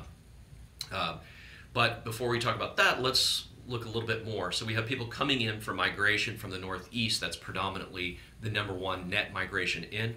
We also have a lot of immigration coming, especially from areas in South America. For example, Venezuela has been a big source of immigration into the state of Florida. We have an economy in Venezuela that's crashing from a brutal dictator. People in South America are looking to escape, and they want to come into the United States. Their gateway to the United States is Florida. And so historically, there's been a lot of people coming into Miami, and now further generations are looking for a piece of the American dream. And for them, that means living in a home, a single family home specifically, that has a fence and a yard and a place for their dog to run. They're coming from countries where they are living in high-rise apartment buildings, and they're looking for a little bit of space to spread out. So Orlando specifically, Florida, but Orlando specifically has been a very hot place for people from South America to be coming. Cuba as well, you've probably heard there. And then Brazil. Brazil's had some economic challenges over the last few years. We have a lot of Brazilians coming into the Florida market. We have a lot coming into Orlando. My church, for example, has a English, a Spanish, and a Portuguese Mass on Sunday. So it's very interesting. In addition to that, so we're seeing a lot of migration from the Northeast. We're seeing a lot of immigration from South America. More recently, you've probably heard about some of the hurricanes. You know, the hurricane that hit Puerto Rico has devastated that island, and Puerto Ricans are United States citizens. So the transition for them to come over to Florida is very logical, it's very simple, and a clean transition. The governor says that we've had 200,000 people permanently relocate to Florida, 200,000 since fall of last year, and they're anticipating another 300,000 from Puerto Rico alone. Puerto Ricans used to name New York City as their #1 location to come into the mainland United States and relocate. That location now is Kissimmee, Orlando area. So we're seeing a lot of folks coming over. We're welcoming them with open arms, and we're very happy to have them as part of the home buyer pool and the tenant pool. So with all this migration happening and a ton of job growth taking place, what does that mean? Well, of course, the economy's been roaring back in the state of Florida, and a lot of it has to do with this combination of job growth, population growth, and of course a overall low tax burden. So when I sort of look at where we're standing, I feel like we're in the right place at the right time. There's not many times in your life you can say that. Of course, things have come back substantially from the downturn. So a lot of people ask me, you know, is it too late? Did I miss the boat? If you look around the United States, you're going to see housing markets that have pretty much fully recovered and then some. They're above their prior peak. They are, you know, hot markets. Rents are starting to not make sense. That's not the case here. So in Orlando, for example, at the peak of the housing market, peak of the housing bubble, home prices were running $263,000. That was the median home price. Right now we're at $220,000. So as you can see, we have a lot of room to grow. We're not quite back to where the peak of the market was. And this area, and Florida especially, is kind of an anomaly because most of the United States has fully recovered from the housing crisis. Why would that be the case? If the job growth is so robust, the population growth is so robust, and the state's running so smoothly, why have home prices not just blown by their prior peak value? That's a question I get a lot. It's pretty simple. Foreclosure is judicial in the state of Florida. There's not many states like that. And so it took literally years for the foreclosures to work through the system. There's just a big shadow inventory overhang. So we have incredible demand for housing, but housing not available for purchase was one of the biggest problems that we had here.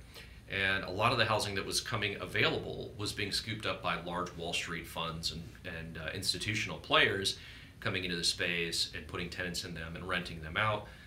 We've seen some of those groups starting to slowly liquidate. But what's interesting is most of that existing inventory has now worked through the system. It just trickled out for such a long period of time that there wasn't a big inventory dump. A lot of people were thinking there's just going to be this massive inventory. It just never really happened. And the population growth kept sort of absorbing that as the new homes would trickle onto the market. What does that mean for an investor, though? Well, what it means is in some places that you're looking to invest, you might be able to scoop up a home at 50, 60 cents on the dollar. Unfortunately, that's really not the case here. The reality is that you're buying homes a lot closer to today's market value, but keep in mind that today's market value is actually similar to about 2005, 2006. So we're not back to the peak, and you're still sort of missing a decade in there, which a lot of the U.S. is seeing. You're buying homes today at, you know, the peak, at a new all-time high. We're buying homes at a discount to the peak still. So from an investor perspective, I think that's really positive. And I think it means that we have some room to sort of run with the home prices. And what sort of reinforces that is rents. Rents, for example, in the Florida area are forecast to grow by another 16% or so in the next 3 years. And home prices have been running somewhere in the 9 to 10 to 11% annual increase rate. So, but what's interesting is rents are sort of keeping up with the home prices and have been. At some point, perhaps that disconnects a little bit. But we think that home prices are going to continue to rise for a few reasons.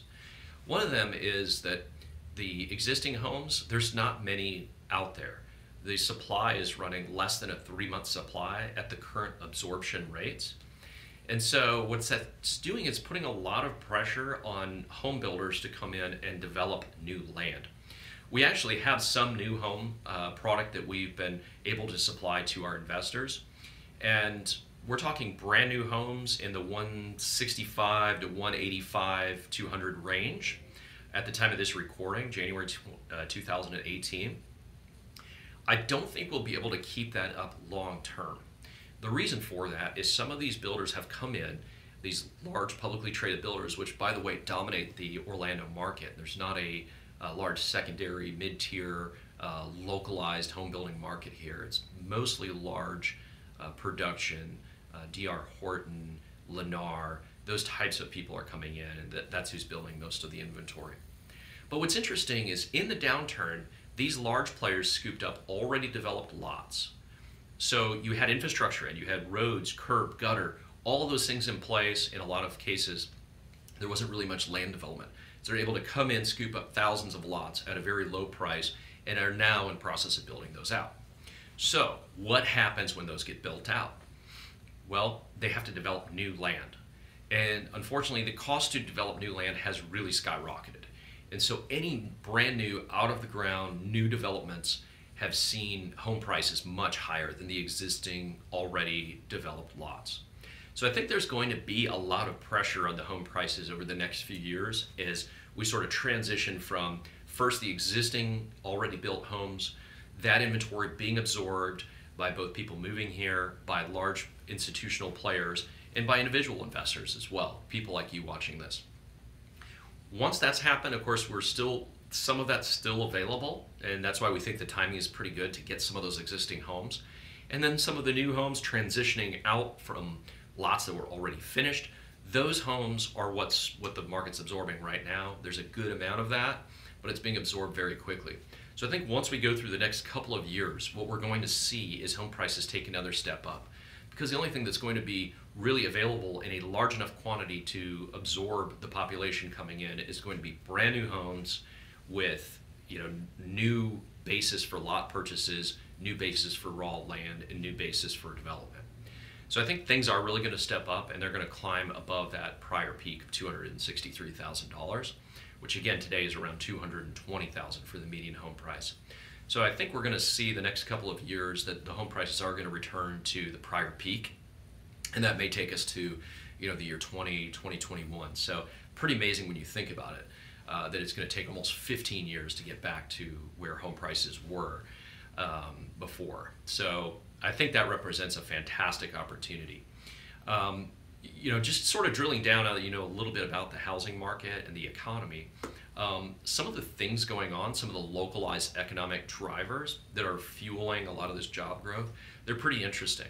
So in the downturn, there was some large infrastructure projects that were sort of put on the table as it would be great if we could get these funded.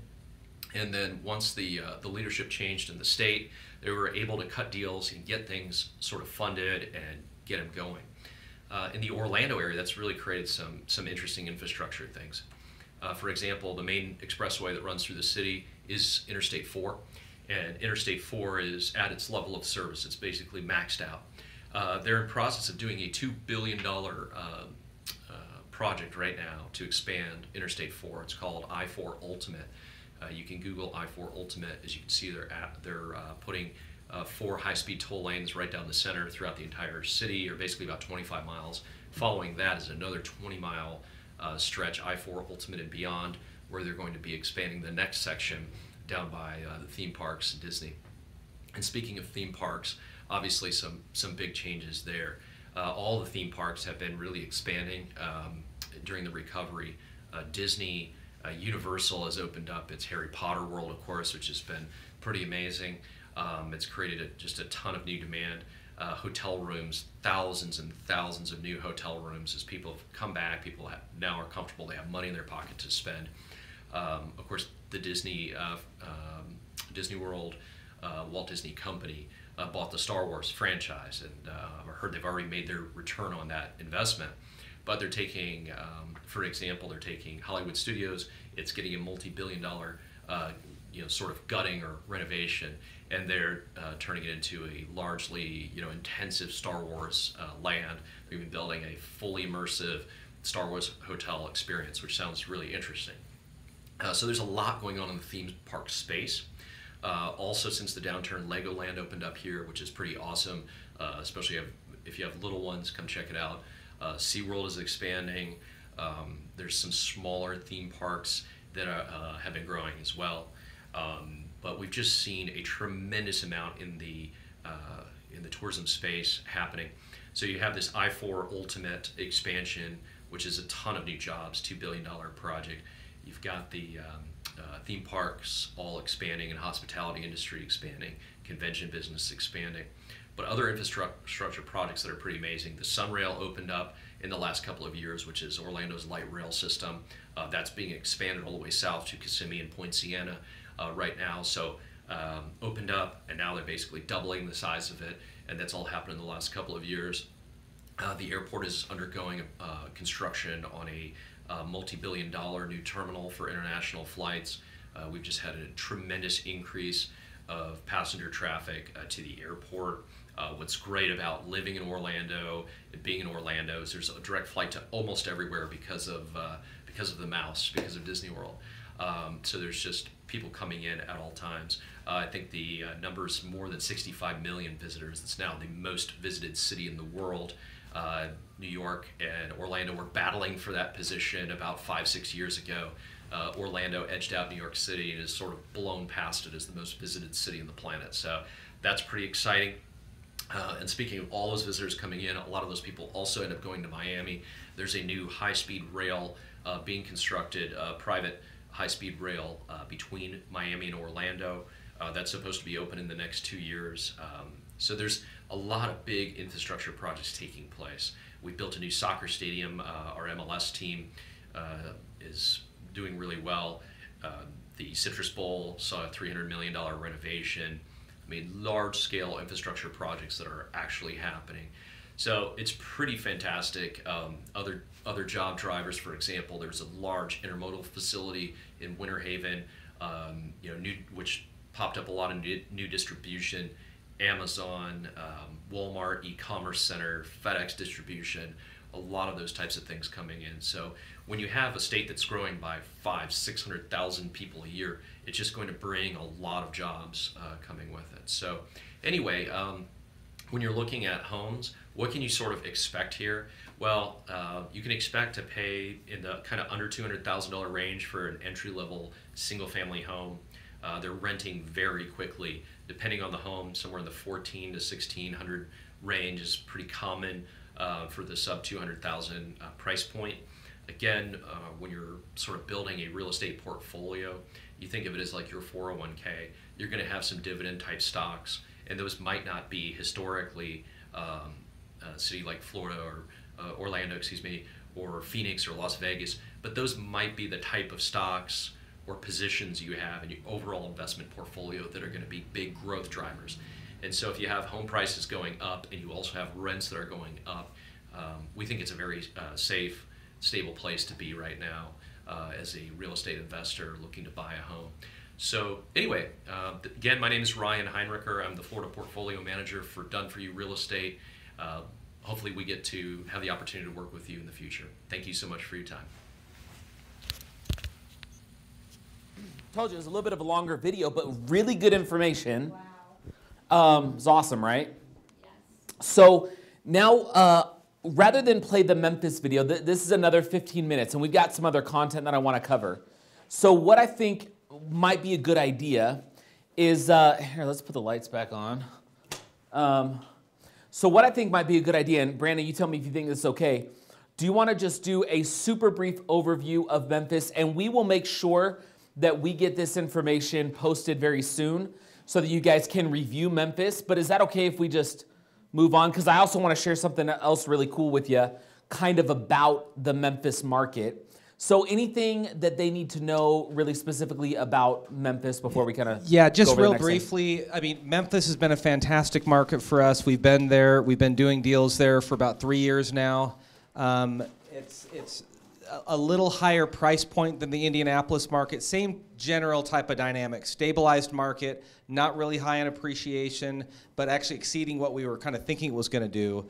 The average purchase price in Memphis is probably about $140,000 up to about the very top high-end deals that we've done out there kind of max out at about $220,000. I'd say our average purchase price in Memphis is probably about $170,000, $165,000, $170,000. Great markets for us, very stable, and yeah, I think that. Awesome. So Memphis has been a really good market, and what Steven does is he kind of goes through some of the details like Ryan did about Memphis. But one of the things that we really wanted to talk about that I think is really exciting is what is happening with this team and in this market right now, and what kind of an expansion can we expect with the Memphis market and what's going on? So one of the things we're really excited about, and we love working with Stephen Green and his team out there, Jamie Green, Morgan Tate's our property manager.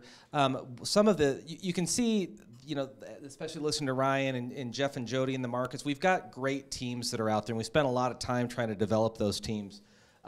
One of the benefits as we've tried to expand our offerings, as inventory gets tighter and tighter, as we've been kind of talking about, prices are going up, and we're starting to look for new opportunities and new markets.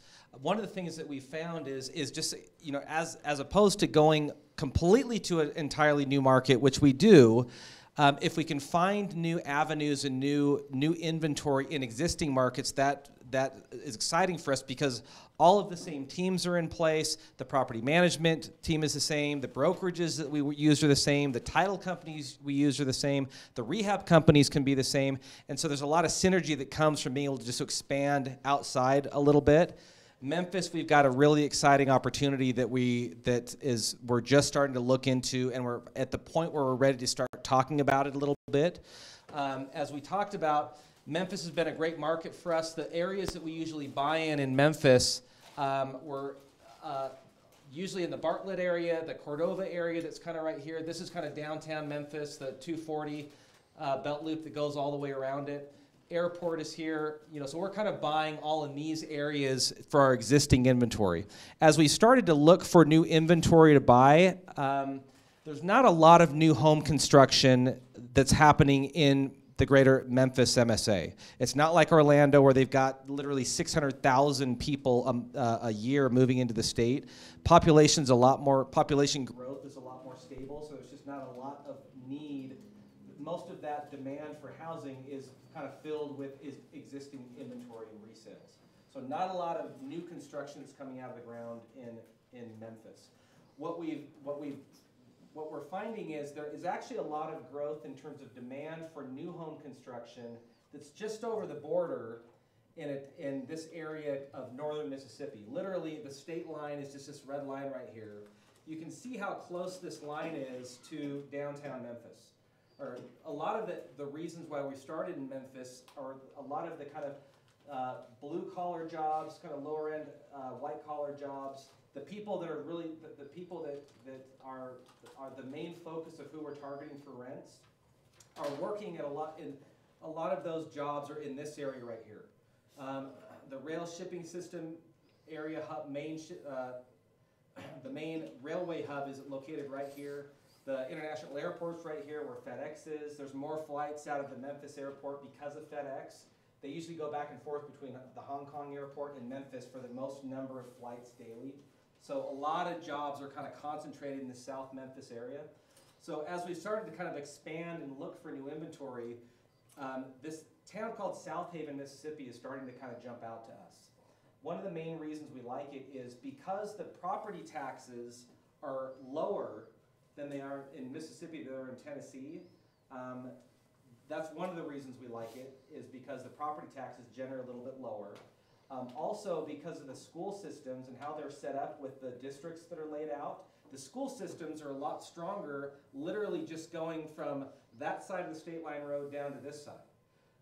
Memphis, the inner part of Memphis has been kind of notorious for the school systems. Most people do private schooling in Memphis, And so when you kind of jump across this border into Mississippi, with the public school system being that much higher, there's a lot of people that are kind of coming down from Memphis and looking for new houses down here in Mississippi. So there's actually more new home construction that's occurring on the other side of the border in Mississippi than is actually occurring just on the other side of it in the normal part of the Memphis MSA. So because of that, there are some opportunities for us to jump into that new home type of model that's been working so well for us in places like Florida and North Carolina. It's still considered the Memphis MSA, where we have all those teams in place and we've had such success there. It's literally just right on the other side of the border. And so there is a new opportunity that we're just starting to look into now that we're very, very close to being able to actually start to market to our clients. That is new home construction in Memphis, in Memphis MSA, but actually in South Haven, Mississippi. These are kind of some pictures of what the elevations look like that we'll be talking about. Generally about 1,380 square feet, 3-bedroom, 2-bath, brick exterior construction. These kind of models will be kind of put throughout the neighborhood. We're able to get the pricing that we do, the discounted pricing that we do in a lot of these houses, because our buyers aren't coming in and picking out floor colors and paint colors and exterior options and things like that. You know, the developers can sell to our clients because the process is so much faster. They're looking to do that in investments. The property manager that we use in Memphis is getting relicensed to be able to operate in Mississippi as well as the brokerage company we work with as well. So we're finding there's going to be a lot of synergies between our normal team in Memphis as they just kind of move down a little bit to handle this new construction in Mississippi.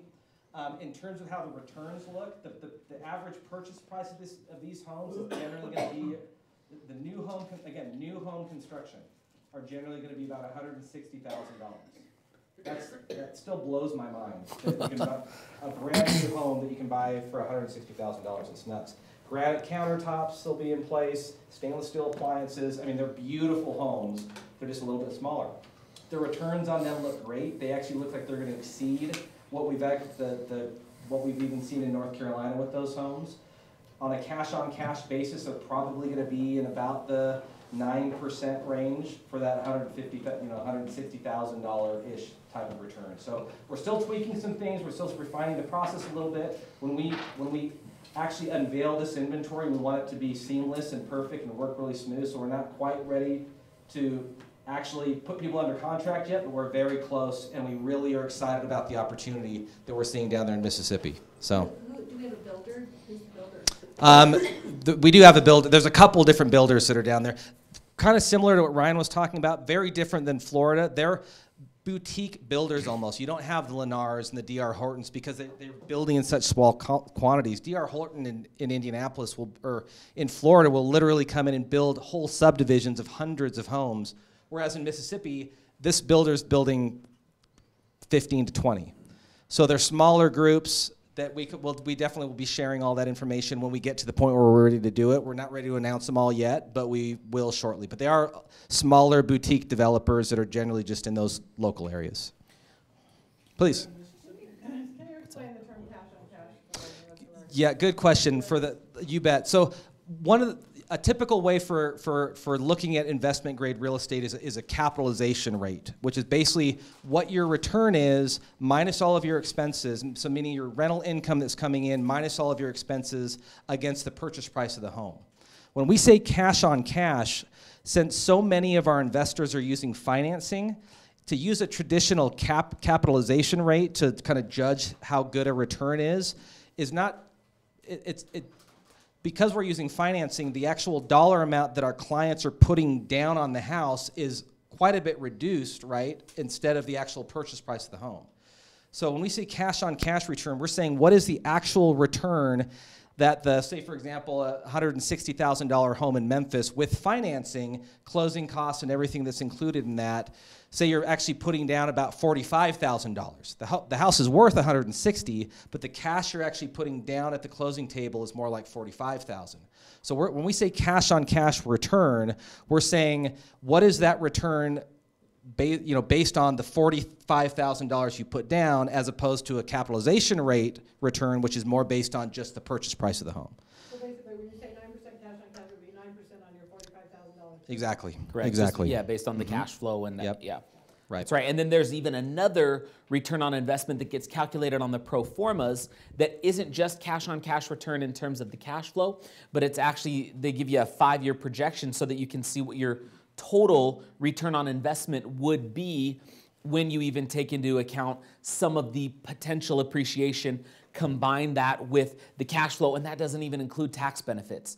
So when you see the numbers and you start to, when you go on the website and you click see properties on that home page and you start to look through those numbers and those pro formas, or when you're shopping and you're seeing these homes, keep in mind that these numbers, not only are they conservative and based on years of actual returns, that's what we're going off of as we're projecting moving forward.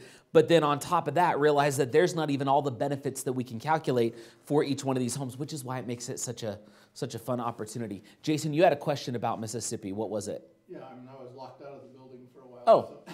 Oh, okay. Yeah, that could be a problem. Where in Mississippi? Yeah, so let me just go back real quick and we'll so literally just here's Memphis. So we really consider it part of the Memphis MSA. I mean, literally when they're talking like overall Memphis MSA numbers, they include South Haven, Mississippi in these numbers. So, so this is downtown Memphis in Tennessee. Actually, this is the border of, so Tennessee kind of comes along the Mississippi. Arkansas is on this side. Down in this corner, this line right here, that's literally the state line of Tennessee and Mississippi. So when we're talking South Haven, it's literally right there, just barely across the border. So the interesting thing is most of the areas that we have traditionally bought in Memphis, South Haven is actually closer to downtown Memphis than an area like Bartlett is, where we've been buying for 3 years. So in terms of where people are working and things, they're working in Memphis. They just happen to live across the state line in Mississippi. So this is a really cool opportunity, and this is one of those that as you get your game plan and as you sit down with your project manager, and as this comes online, we just wanted you to be aware that it's coming and that the same process that exists in North Carolina, Brandon is on top of and making that happen, and this could be part of your portfolio in the near future if it's a good fit for you and if it's a good fit for you redefining your retirement with a market like that. So again, this is one of the reasons why I love DFY and why I love what Brandon does, because you have these markets you could choose from, and even at that, we're not stopping. It's this constant search of what's going to be a good fit for our clients and how is this going to bless them in the best way possible in terms of their financial future. And I really think that that's pretty awesome. So any final questions before we move on? And we're going to move out of markets now and move on to a couple other topics. I know we could spend all night on this stuff, but has this been helpful? Has this so far? Has this been good? Awesome. Okay, Jason. If these were to become available, would that be sometime in the next few months or early next year, late this fall? Week or two. Yeah. And the process with these would be similar to North Carolina, so these homes aren't built in out of the ground in 2 weeks, so basically, right? They'll actually be done where people are actually purchasing them probably middle towards the end of March is kind of what it's looking like. So in terms of when we can actually start selling them, putting them under contract, we're hoping we can start that marketing process in about a week. And they'll go fast. I mean, we'll probably have about 5 to 6 in this first offering of the first phase of the subdivision. So, and then total that we'll probably have in Mississippi at the beginning, we're hoping that we might be able to get about 15 to 20. The first phase is probably going to be about 5 that'll jump in. So, and they, like I said, they with returns like that, a purchase price that price, they'll be gone in a week easily. Awesome. So are we using the same team for these as in Memphis? Yeah, so it'll be Stephen Green, Jamie Green on the brokerage side. We may incorporate another broker that I don't think you've actually even met yet. That's out there that we can talk about, another broker that we're using out there as well. But the rehab, obviously there's not going to be rehab involved. These are brand new homes, but the property management team will be the same, title company will be the same, so all of that will be the... Just real quickly, what's the difference? You know how from state to state there's all these different laws, like each state that we have properties has a completely different set of tax structure and laws around, they're helping us run through all that. Yeah, and that's one of the nice things about working with River City Brokerage is actually the brokerage that houses the property management team as well as the real estate team. And they're actually in the process of going through all of that reciprocation agreement process they need to go through between Memphis or Mississippi and Tennessee to make sure that all of our ducks are in a line in terms of the different real estate laws that occur between Mississippi and Tennessee. They're actually pretty close. It's kind of similar to Utah, where we have reciprocation agreements with Utah and Nevada, where it's pretty easy to have those, brokerage licenses and things go across. So that's actually already started, and we're already in the process. I think they may even be kind of wrapping up in terms of getting those Mississippi licensing laws in place. And so we're obviously actually working. We have a lot of the people, because of where that state line is, a lot of the real estate companies that we've worked with in terms of the contractors and things are already doing quite a bit of work in Mississippi, because that's where the new construction is. So with our teams already out there, we're just branching in and making that jump. And it's actually, besides the taxes being a lot lower, it seems like a lot of the factors that we deal with on this side in Tennessee are just that much easier in terms of governmental regulation in Mississippi. So it's really working out well so far. So we're really excited about it moving forward. And this is the beauty of Done For You, because he's already on it. And that's really what the company stands for, and that's what it's about. How is it that we can make this process as easy as possible for our customers who we know are in this process of replacing their income, utilizing a tool like the right kind of real estate in the right markets. And that's why we've just tried to simplify. You schedule a call, you get a game plan, you begin investing according to your resources and your values and your goals. And that will change based on what market you want to go to and what we're going to talk about next, what you're qualified to purchase and what that qualification process looks like, and how you take advantage of utilizing leverage so you're not having to buy these homes 100% out of pocket. But I hope that that was helpful, and I hope that it was really good to see a little bit of what's going on in those markets and get some updates there. We will constantly have the ability to update you, and as we do these intensives every couple months or every quarter, from time to time, we'll be able to dive in and say, here's what's going on, here's what you can look forward to, here's what's happening. And so please join me in thanking Brandon for coming up and sharing such awesome information. Thank you so much, Brandon. Thanks, guys.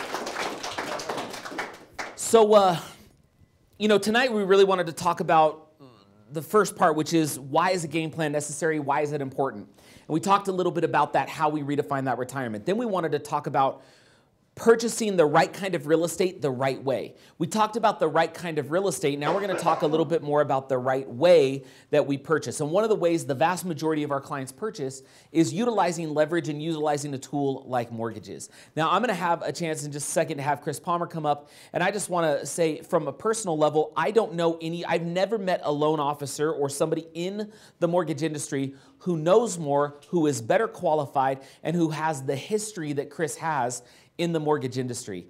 He had a lot of experience before we started working with him. How many years have we been working together? Oh, I think I've been with you guys for about 8 years. He's been with us for 8 years, and before that, how long had you been in the mortgage industry? I'm coming up on 15 years. So he's coming up altogether on 15 years in the lending world. How full of is this guy, though? Which means he knows a lot. I spent about 2 years in the lending world and I was done. And so Chris is incredibly smart. This guy knows mortgages and knows the lending industry inside and out, so please help me in welcoming Chris Palmer. Thanks, guys. Kevin's way too nice. And by the way, he came up all the way from St. George just to be with you guys. How cool is that? That's right. He just wanted. How hot is it in St. George right now? Man, it's about 95. It's about 95. Okay, all right. Hey, his energy level is awesome. You got to remind him he's up here with a banker. That's right. We got to bring it down a notch. We got to bring it down a notch.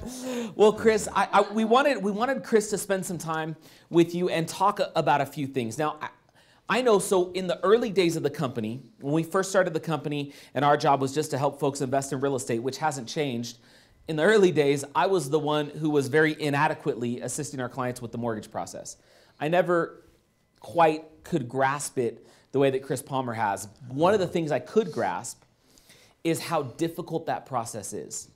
If you've ever been through a lending process, if you've ever gotten a mortgage, especially on an investment property, there's a ton of stuff to consider. There's a ton of stuff you need to be aware of. There's things like interest rates and when should I lock interest rates. There's things like what's going to be required from a pre-qualification standpoint. There's things that somebody like Chris has to consider in terms of how many properties are you getting with your game plan, in what order are you purchasing those properties, what are the time frames. trying to figure that out on your own would be quite the headache. And so what I thought would be really good, and what Steve and I thought would be awesome, is if Chris could come and talk a little bit about that lending process and give you a little bit of insight to what does it take to be able to qualify for one of these loans, and what is that process? What does it look like to make it as easy and painless and frictionless as possible for you as you're acquiring real estate? So Chris, talk to us a little bit about that. What is that process, and just kind of open up the doors for us a little bit on that. Oh, you bet. I'm going to start off. I'm going to see what you guys think on this. But I just read an article. It was actually from Freddie Mac.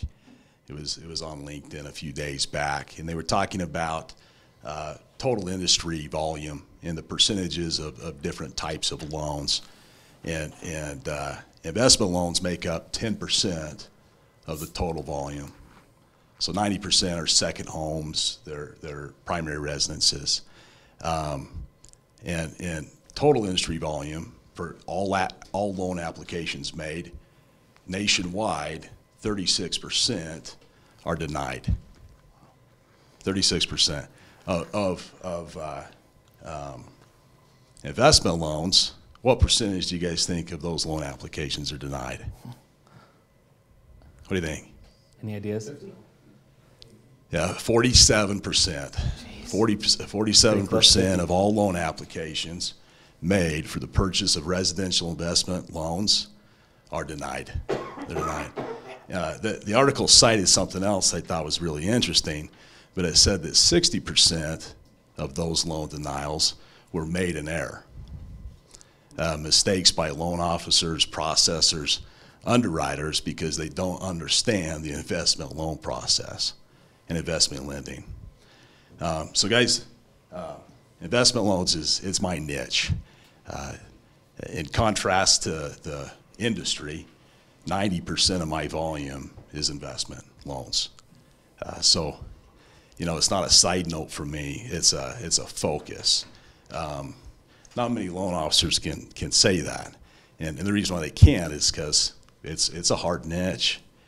Investment loans are a little tougher than a primary residence, and frankly, primaries and second homes are no walk in the park nowadays. There's more regulation than there should be, no doubt, out there. I think you guys have probably witnessed that. And then when it comes to secondary marketing guidelines, it seems like half of what's requested to make a loan application seems nonsensical. Why do you think it seems nonsensical? Because it is. It is. Has anybody ever gone through the investment lending process and wondered why the lender was demanding another set of conditions and another set of conditions, and pretty soon you're like, when's the urine sample due? And it just seems like there's a lot there. Been through that? Yeah. Do you have something you want to say? With a bank and once with you guys, and I was almost ready to throw in the towel and walk away. I was so upset. Me too. Frustrating. Me too. I can commiserate with you and empathize with you.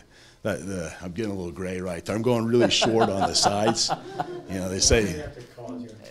That's right. That's what he's there for. I'd love to help you out. I mean, your goals are my goals. I want to help you get investment loans, but I think lender years are kind of like dog years. If you last this long, you're either dense or who knows what.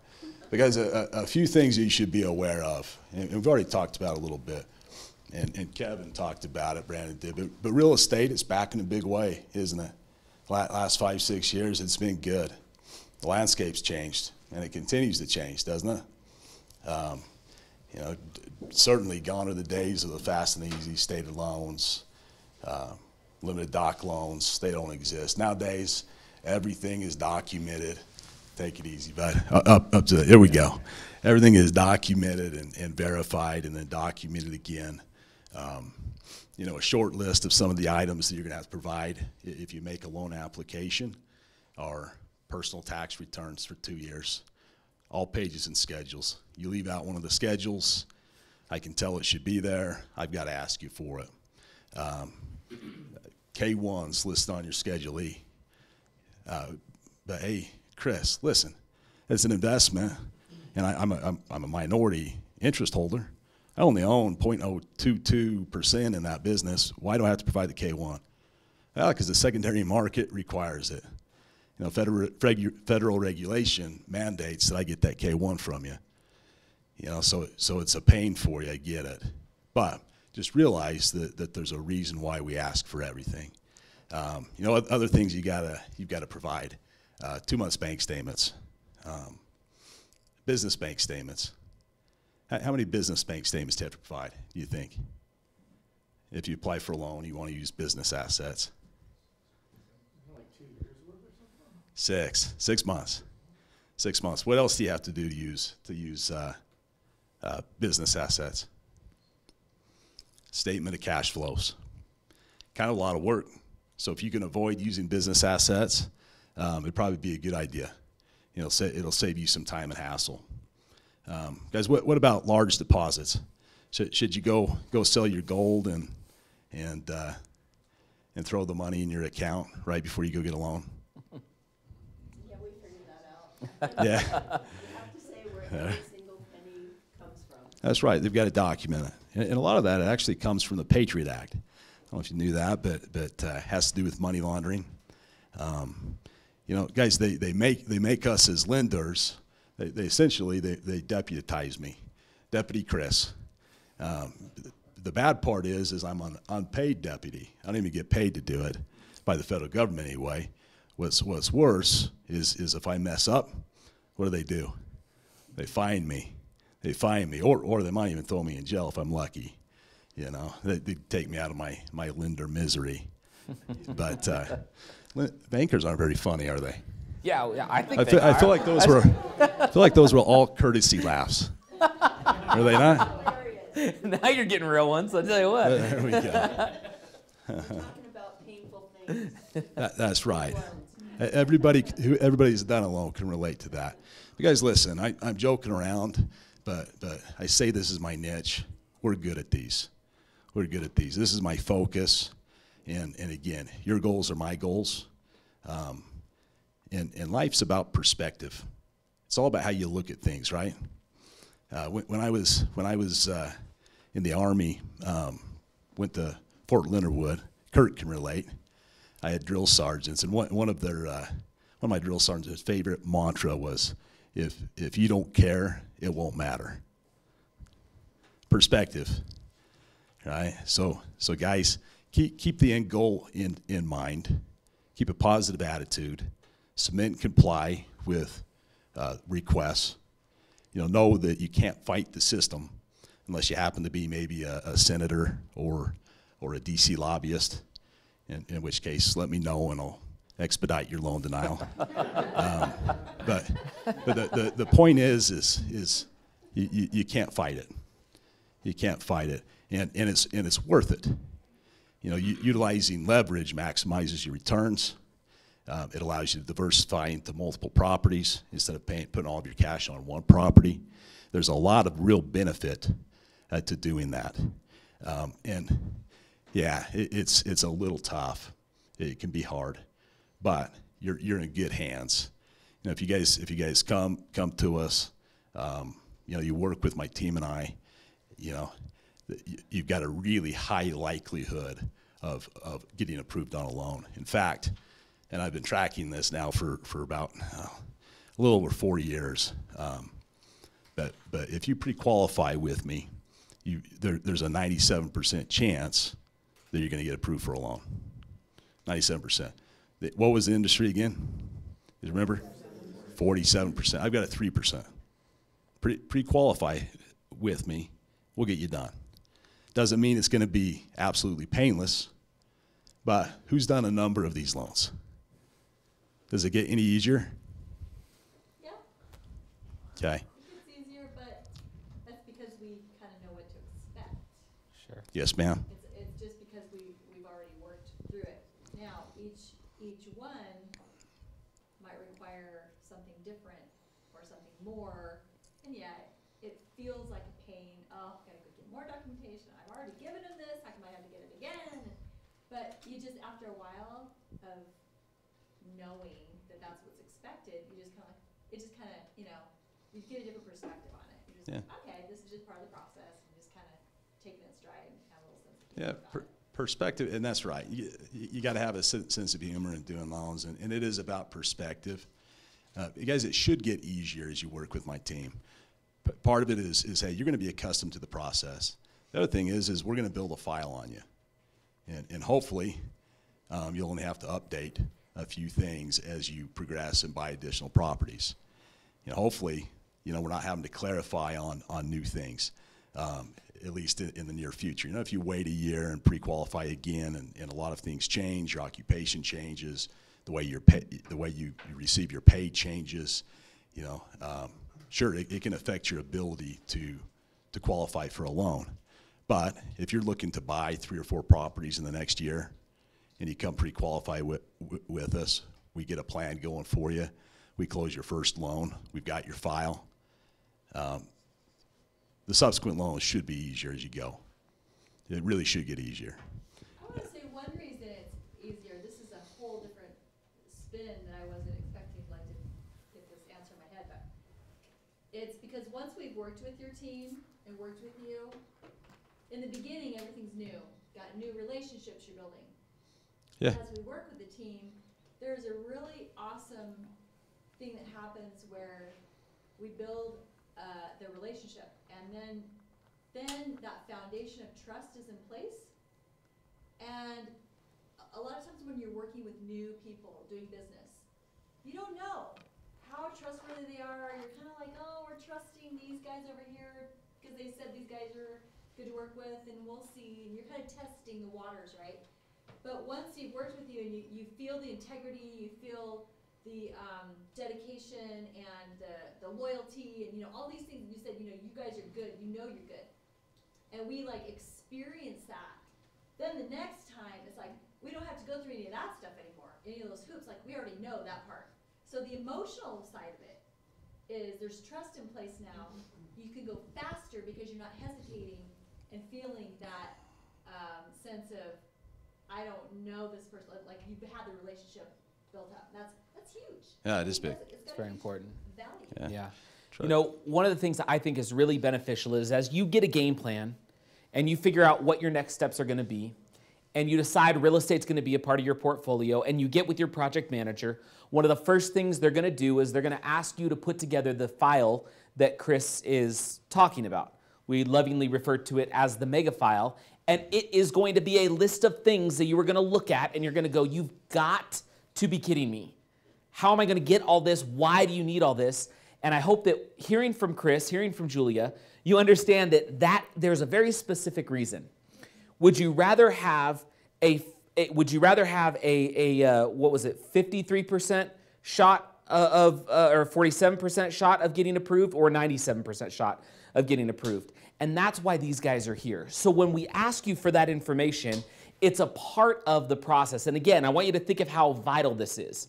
You get a game plan in-house. You work with a project manager who understands what Chris's job is, who understands what Brandon is doing, and who can put properties, work with the teams in the field to put properties in front of you that are a good fit for your redefined retirement and replacing your income. They understand the lending process because they've been through it, not as the banker or the lender, but as your advocate through the entire process so that they can help you put all those pieces together so that when you find the home that you want and you put it under contract, when it goes to Chris and his team, after it's been pre-qualified, you have that 97% shot of getting the approval, which means the home becomes real, the cash flows become real, those tenants whose lives you're helping by getting them into a property, that becomes real, and all of a sudden, that process of replacing your income, one property at a time, all of a sudden becomes a lot more real. And so what I hope you take away from this, and I really appreciate Chris coming and sharing, do you feel like, I know we didn't go real detailed on lending, but do you see how valuable it is to have somebody like a Chris Palmer and his team in your corner if you're doing investment lending? Can you see how important that would be? How many of you want to go find somebody that has rarely done investment loans and roll the dice and hope it works for you? Or would you rather work with somebody who has 15 years of experience? That's why they are part of the DFY team. Because this is a done-for-you process to make it as simple and easy and as frictionless as possible. Real estate's never easy, but that's the direction we try to take you. Not easy, but worth it. I'm just wondering if Chris could take 3 minutes, 2 minutes, and just talk interest rates. Yeah, you bet. Yeah, great. You bet. Yeah, absolutely. What's that, Brandon? Okay. He was waving to you. Guys, what are interest rates doing right now? They're going up. Why? What do you think? Yeah. Economy's healthy. Alternative investments to the Treasury bond are up, aren't they? Right. So interest rates, they follow the yield on the Treasury bond. So if the stock market's up, it's an alternative investment. What happens to the price of the bond? Yeah, there's more bonds on the market, it goes down, right? So if you have a $1,000 a bond with $1,000 face value, it's got a 6% yield, and you're buying it for $900. What happens to your effective yield? Your effective yield goes down, or does it go up? Goes up. That's right. So the interest rates follow alternative investments. They follow the yield of the bond market, right? But if alternative investments like the stock market up, means inflation's up, economy's going well, and interest rates are going to follow. And we're in that situation right now. Interest rates are certainly on the rise. Where they're going to land, you know, it's hard to say. When was the time to buy real estate? Yesterday. What are you going to be saying in a year? Yesterday. So when is the time to buy real estate? Now. Why? You're never going to get a better deal. You're never going to get a better interest rate. You're never going to get a better deal on the property. What are the current interest rates right now on investment property? You know, today we were at 5%. 2 weeks ago is at 4.75. Yeah. So they're certainly on the rise. They're still awesome. They're still awesome. And frankly, a year from now, let's say they land at 6%. Real estate's still going to be great. So we had the, and I'm going to have some people in their minds thinking, okay, this guy's thinking real estate's never going down, right? And I can remember I was a kid in coming out of college, 2003, 2004. I was in the mortgage industry, and that's all anybody ever talked about. Man, real estate's a great investment. It's only up from here. And it did. It went up. It went up. It went up. And then what happened? It crashed, right? Guys, what was the primary cause of the crash? Who knows? Heartbeat loans. That's right. It was lending practices that caused the boom. Ironically, what else did they cause? The crash. Okay, what's changed since then? Lending practices. Tighter than ever. Tight as a tick. Giving me gray hair. Okay? As with anything, there's an upside and a downside of having tighter lending practices. What's the upside? What do you think? More stable market. Sustainable growth. Sustainable growth. We're not in a bubble situation. People that are in their homes right now, they can afford them. I know. I verified and documented that they can afford their homes. I did. So do my processors. Anybody that's done a loan with me, they can attest to that, or with anybody else. So guys, interest rates are going up. Let's talk about what else. What else follows interest rates? If you're renting a home, so you got all these new buyers that are buying homes now at higher interest rates than they were 2 years ago. Well, prices would go up. Rents, that's right. So interest rates are going up. Rents are going to follow. Rents are going to follow. They have to. They have to. People are going to take a loss on their homes forever, and everybody else that bought homes when they're lower, it's kind of like collusion. They're going to take advantage of the interest rates going up. They see the guy down the road advertising the house at $2,000, for the home, because, hey, that person's got a 5% interest rate, and they've got a 4% interest rate on a property they're paying $1,500 on. What do you think they're going to try to rent the property at? $2,000. That's the new market, right? So guys, rents are going to follow interest rates. So I guess the point is yeah, interest rates are going up. The best time to buy was yesterday. You'll be saying that in a year. I think you'll be saying that 2 years, personally. Now, call me crazy. I'm in lending. I have to be a little bit, but I think now is a great time to invest. Really do. So, awesome. Anything else, Steve? Any other questions for Chris before he takes off, Jason? Once we get all the documents to you, how long does the pre-qualification take? You know, some of that will depend on the scenario. Some scenarios are a little more complicated than others. Here's kind of how my process is set up. Everything's on a conveyor belt, and it has to be. If you do any kind of loan volume, you've got to separate your loan process into different stages, and you have to have different employees that own those stages. Otherwise, you can't hold anybody accountable. If everybody owns everything, no one's accountable, right? So I've got one guy that starts the process. His name's Colin Tandy. Anybody know Colin? Nice kid. He's about 24, sharp, really outgoing, good kid. But anyway, Colin owns the pre-qualification process. He's got about 1.5 years under his belt. He can only handle so much, meaning there's certain scenarios, complicated scenarios, borrowers that have lots of K-1s, business returns, capital gains. Maybe they're invested in oil. Who knows? You know, they've got annuities. They've got different things going on. Colin turns those over to either Dave or I. Those take a few extra days to get reviewed. But typically, once you've turned your items in, worth about 48 hours on review. And that's once you've gotten us everything that we need to pre-qual you. And we'll send you a needed items list, you know, to basically detail what's required for that. If you've already done a loan with us, you know, we're going to shoot you an email that gives you a list of updated items needed, right? But does that answer your question? Yeah. Okay. They're really quick in terms of the turnaround. They're very skilled at what they do, and it's the reason why they're a part of the DFY team, because we want that success rate for our clients who are trying to replace their income with this real estate. Bill? I was going to say, you know, it's really seamless with the DFI one because you get the contract signed on your property, and the next thing you know, I get an email from Chris. Saying, okay, here's what we need pre-qual. I mean, it's just the next day I've got an email in my inbox from him. So the real estate agent has the contract. It comes back here, or they notify the people here. They notify Chris. They notify the insurance. You know, people. Boom, boom, boom, boom, boom. Yeah. It's really kind of an impressive system. Well, thank you.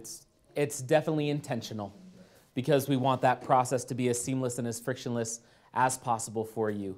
So, Chris, thank you so much for coming. I hope that was beneficial for you to be able to learn from Chris and understand his expertise. And if nothing else, I know your level of confidence in the lending process through DFY has increased by leaps and bounds just by getting to meet this man and understand how good he is at his job and how much he knows. So please give it up for Chris Palmer. Thank you so much, Thanks, Chris. guys. Appreciate it.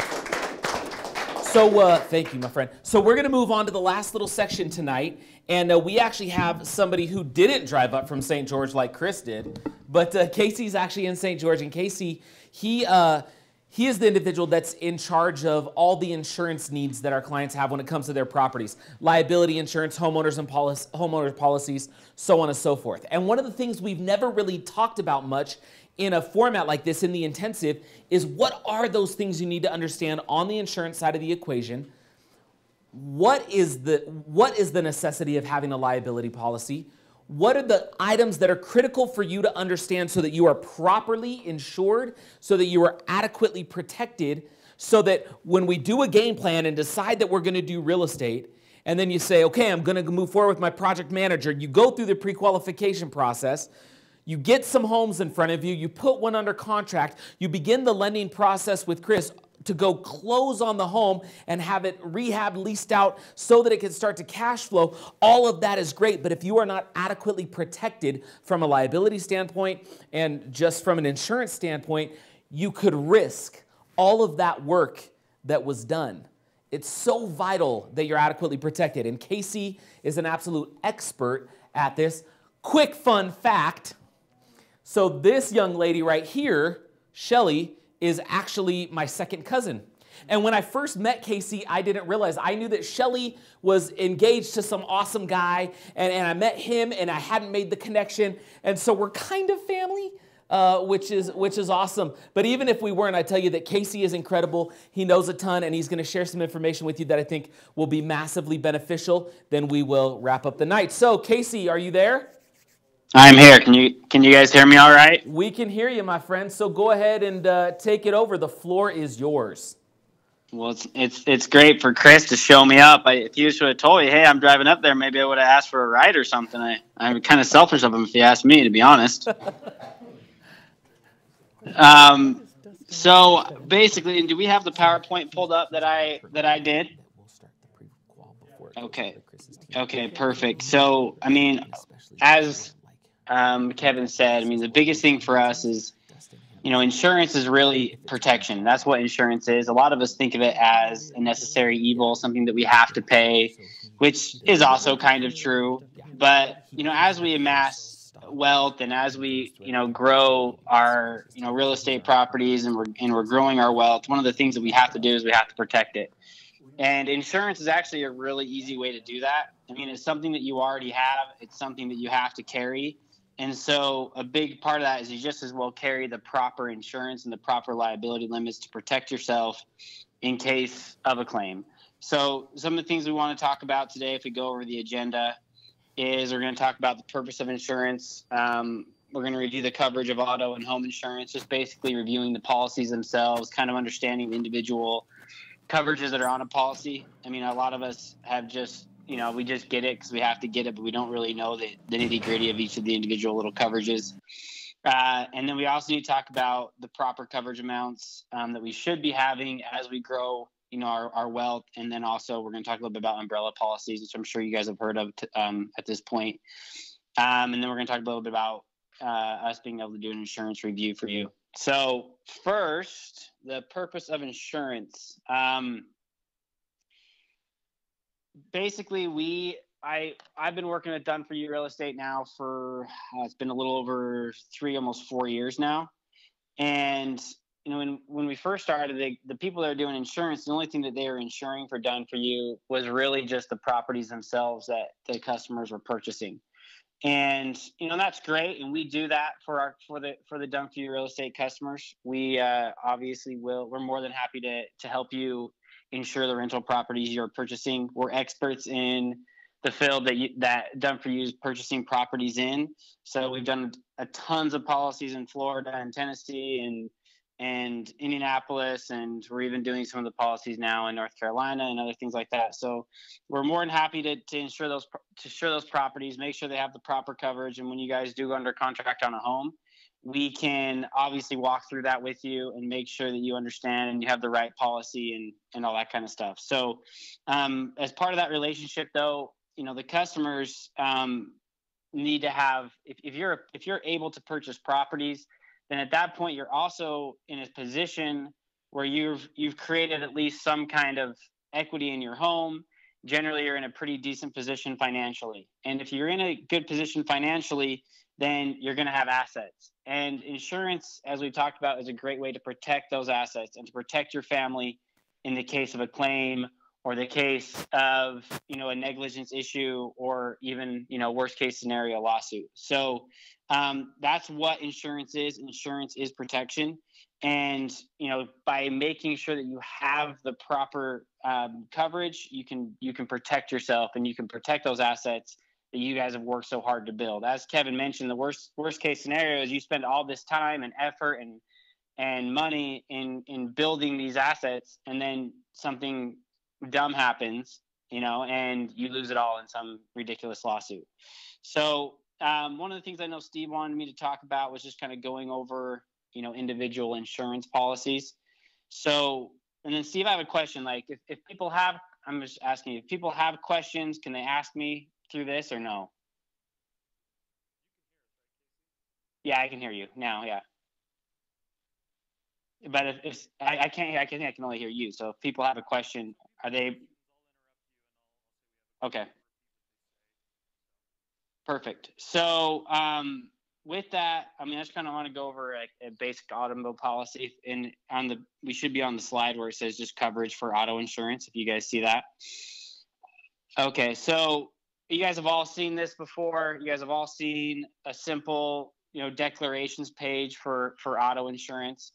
And what we've found is that a lot of Done For You real estate customers, and even just people in general, carry kind of a standard coverage, which, as you see on this example, you guys have all seen that a lot of people carry what's called 100-300 or 50-100. And just you got to kind of understand what those coverages even mean to even really know what you're getting. So for example, like as we can see, if someone says, oh, I have 100-300, or they're quoting you at 100-300, or if that's what you have on your current policy, I mean, it really actually means 100/300,000. And that's your bodily injury coverage. So that's like your liability coverage on your policy. The 100,000 represents per individual, and the 300,000 is like a cumulative for an entire accident. So the reason why it's important to understand this is because let's say someone gets in an accident, it's your fault.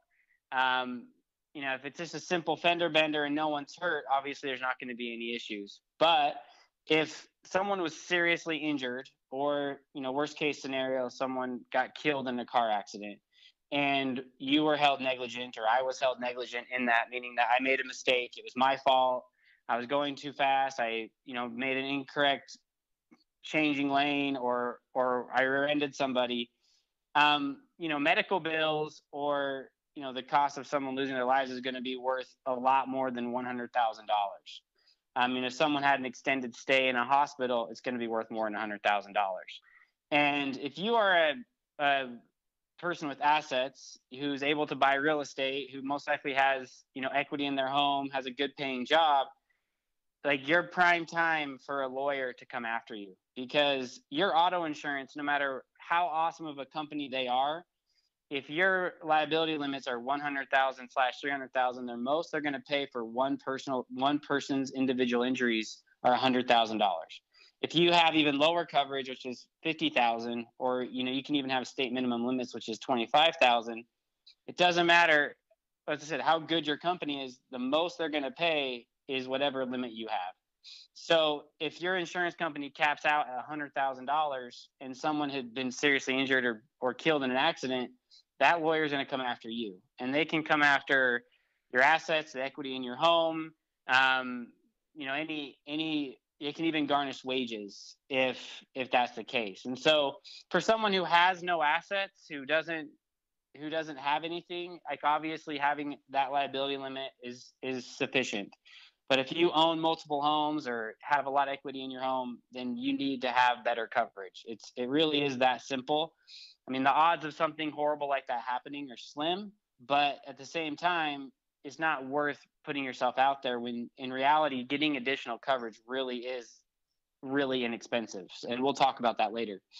The 300,000 portion of that is cumulative. So if there's multiple injuries in the car, and each person had injuries, it doesn't matter how many people are in the car. The most your insurance is going to pay for everyone is $300,000. So you can kind of see how you potentially get above that. The property damage portion, 100,000. A lot of people actually carry a lot less than that. They carry even 50,000. That's the other person's vehicle.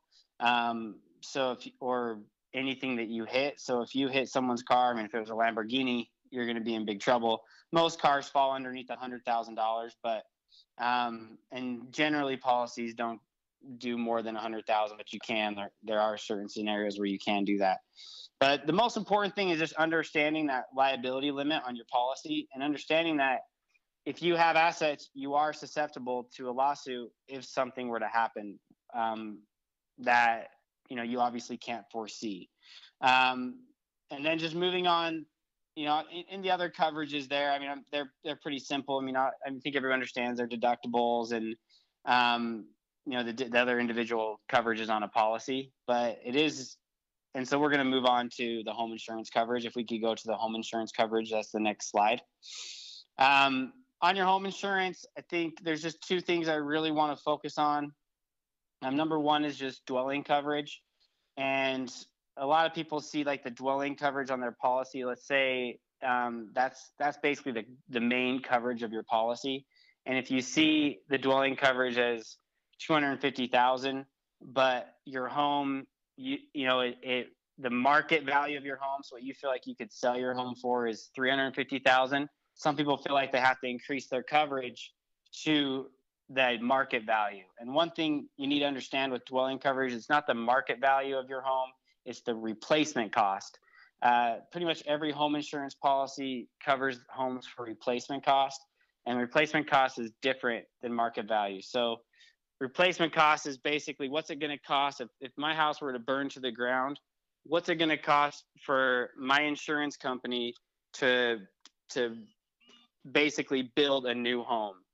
And so just sometimes we see a lot of customers who are over covered, who have too much more coverage than they need, because market costs can include obviously the cost of land, and you know, and it can also just include what people are willing to pay for a home, which could be much more inflated than what the actual replacement cost of the property is. Some of the other coverages, other structures, and personal property that you guys see, those are generally just percentages of your dwelling coverage. The other big one is obviously your liability. Same thing on your vehicles. You want to make sure you carry the liability on your home is what protects you against you individually and your family members. So if there, and also your property, like any accidents that could potentially happen on your property. Kind of a crazy story that we had is we did have someone that was driving their golf cart around, and they hit somebody in their golf cart on the golf course, and the personal liability of your home is what covered the lawsuit that was actually happened from the insured hitting someone in their golf cart. So your personal liability follows you wherever you go from your homeowner's insurance policy. So it's a great coverage to have, because it's, unless you're in your car, obviously, but it's a great coverage to have, and to make sure that you're covered properly is to carry a higher liability limit. We've also had scenarios where we did have a scenario, like a really bad one, where there's some kids playing at one of our insured's home, and they were playing on a shed out in the backyard. Somehow the kids had gotten on the shed, and one of the neighbor kids fell off the shed and landed on his head and had some severe head injuries.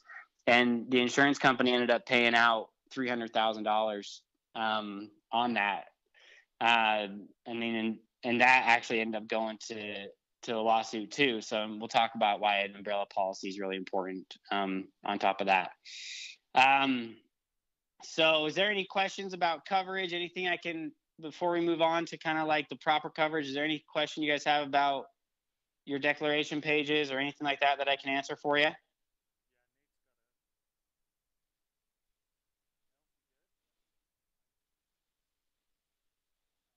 Rather than increase the personal liability coverage, is it good to have an umbrella? Is umbrella insurance a lot cheaper? Yes, and we are going to talk about umbrella insurance, and you are right, and I'll actually just mention something on that right now. The umbrella insurance is cheaper, and it's one of the cheapest coverages you can get for how much coverage you have from it. The only thing is in order to get an umbrella policy, there is minimum liability limits that the carrier is going to require you to have on your underlying policies. So in order to have a $1 million umbrella, they're going to require that on your auto insurance, you carry a minimum liability of $250,000, $500,000. And on your home insurance, they're going to require a minimum liability of $300,000. So, I hope that kind of answers your questions. In order to have the umbrella, you have to have a certain level of liability limits to even qualify for it. Okay. Any other questions about that? Okay, perfect. And then this is obviously the most important part, just the proper coverage. What we, my experience and obviously protecting yourself, and we've helped out a ton of done for you real estate clients already, and basically reviewed their insurance policies for them. But as I just mentioned, if you have the ability to purchase real estate, if you're in a position where you can go out and you can build your wealth, or if you've already done that, if you've already have properties, one of the things you definitely should do is you should make sure you have the proper liability limits. And as you can see, the minimum, in my opinion, that anyone should carry is $250,000, $500,000 on their auto insurance. So basically what that covers you for is $250,000 per person in an accident and up to $500,000 total. That's great coverage, and that would also, like I mentioned, qualify you to be able to have an umbrella policy. Minimum liability we talked about on a home insurance is $300,000, and the umbrella coverage is you should have at least $1 million, and you can obviously get more than that. Just kind of give you an idea of description. You guys can see that on the slide, and so you guys kind of understand an umbrella. An umbrella insurance policy is extra liability insurance coverage that goes beyond the limits of the insured's home, auto, or watercraft insurance. It provides an additional layer of security to those who are at risk for being sued for damages to other people's property or injuries caused to others in an accident. And an umbrella policy, the great, just like an umbrella, obviously, an umbrella policy covers all of your activities that you do. So if you have boats, ski-doos, four-wheelers, razors that a lot of people have, obviously your vehicles, and it also covers all the immediate household members of your family. So it really is an all-encompassing policy. And if anyone gets injured, or if there's property damage or anything like that happens on your watch, the umbrella policy is there to protect you and to protect your assets, and the best part about the umbrella policy is that you can get this coverage. It's, depending on your situation, this coverage is usually only anywhere between $150 to $400 a year. So for an additional, $15 to $30 a month, you can get that extra layer of protection. And like I said, it's worst case scenario, and most likely it's not going to happen. But at the same time, you don't want to hold yourself at that risk that if, you accidentally fall asleep at the wheel, or, like I said, you accidentally make a mistake. It's not like anyone's out there doing anything on purpose. The people who've had to use or utilize this coverage, 99% of the time, it's just a simple mistake that they make. And it's the easiest coverage to get. If you already have insurance, it's just a matter of calling an agent and saying, hey, I need to increase my liability limits to $250,000, $500,000, and I need to get an umbrella policy. It's that simple. One of the things that we've done for a ton of clients, and this kind of just takes us to the next slide, the insurance review, and we've been really successful helping people, is we have 3 agents who work directly with the Done For You real estate clients. And what the agents do is we just do a simple insurance review. So we get if you can, it makes it a lot simpler. If we can get a copy of your declaration pages, we can walk through the coverages with you to help you understand why, what you have and what you should have. We can walk through your home insurance policy, your auto insurance policy. We can look at your situation. If you already have rentals, if you have recreational vehicles and all that kind of stuff, to make sure that you have the proper coverage to protect yourself. And then the other big part of that, though, is that we also represent over 20 different carriers. So the funny thing about insurance is, a lot of people just have a carrier, like one carrier, for example, State Farm. State Farm's a great carrier. They do a great job. But with insurance, there's so many companies out there now, and it's so easy to gain access to like quotes and things like that. And all these carriers that are out there have different people that they're trying to market to, meaning that they have different appetites, and every single family out there is different. Everybody has different credit scores. Everybody has, you know, kids who are on the policy, or not, you know, and everyone's different ages, and each carrier is looking for different individuals to insure, and they're going to have, you know, in their niche market, they're going to give the best rate to the people who fit within their standards. And so you want to, as an individual, you want to find the carrier that best suits your needs, not the other way around. You don't want to be crammed into the carrier's needs. You want to find someone, hey, who's looking for my business? And that's why there's such a disparity in rates. You know, if you were to go, you know, I quote people all the time, and for an auto insurance, I could have one carrier be $1,000 a year, and another carrier be $3,000 or $4,000 a year. I mean, it's the same customer, but the carrier themselves, you know, it's just not their appetite, so they're not going to rate for it. So you want to find the carrier who's going to provide you the best coverage at the best premium. And what a lot of things that we've been able to do for customers is we've been able to get the customers better coverage at a lower price. And that's kind of what we want to do for people. I mean, we don't want to give you a cut rate company. We have great companies that, you know, provide the best coverage out there, but we want to find the carrier that best suits your needs. And so we've been able to save people a lot of money, but at the same time getting them better coverage. So we've countless times we've been able to get a customer higher liability limits with an umbrella policy, and they'd be paying less than what they're paying with lower liability limits and no umbrella. So that's one of the things that we focus on. And as part of like an insurance review, there's obviously no obligation. There's no pressure. You know, we walk through the policies with you. We show you what you have, what you can do. We make recommendations for you.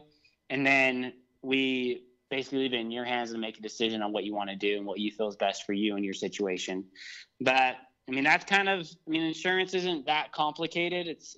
It's really quite simple, and we're happy to walk through it with you and to make sure you guys are happy with what you have and make sure you guys have the right coverage. So is there any questions about umbrella policies or about insurance review or any other questions I can answer for you? Yeah, Casey, we had a question from one of our online viewers. They were just asking, do you quote in Florida? We do. We do have coverage in Florida, actually. Great. And then another question from online is, does an umbrella policy have to include both home and auto, and can they be separate? No. So it cannot be separate. If you're going to do an umbrella policy, they're going to require all the underlying business to have the proper liability limits. So you can't just get an umbrella policy for your auto. You have to, if you're going to get an umbrella policy, you got to get one. It's got to cover everything. Cool. Is that everything? Yeah. And if you don't include it, I mean, good answer on that. Let's say you get an umbrella policy, but you don't tell the insurance company that you have a boat, for example. Well, if something were to happen on that boat, you go to Lake Powell and there's some terrible accident or whatever, you'd be risking not being covered underneath the umbrella policy by not disclosing that you have a boat and that you're carrying the proper liability limits on that boat insurance policy. So that's kind of something to keep aware of. And then any other questions? Yeah, so will the company that provides the umbrella policy require that all of your other coverage be with them as well? Or can I have multiple carriers for auto, home, boat, whatever, and then a different company for the umbrella? That's actually a really good question. So depending on the carrier, a lot of your preferred carriers will require you to, if they're going to carry or write an umbrella, so they're going to require you to have at least your home and auto with them. Some carriers will only require that you carry the auto, but you can put the home wherever you want. But most carriers are going to require you to carry at least the auto insurance. We also do have 3 carriers that will write what's called a standalone umbrella policy. So you could have your individual policies wherever you wanted to have them. And we have a carrier called Stillwater and another carrier called Personal Umbrella that will write standalone umbrella policies. So, I mean, and they're generally fairly priced. So you No, it's not necessarily a requirement. But if you wanted it, let's say, for example, you have State Farm. I mean, most likely State Farm's going to require you to have the home and auto with them in order to have a State Farm umbrella policy. Okay. Awesome. Any other questions online or from the audience? Okay, Casey, thank you so much, my friend. Thank you for popping on and sharing all this awesome information.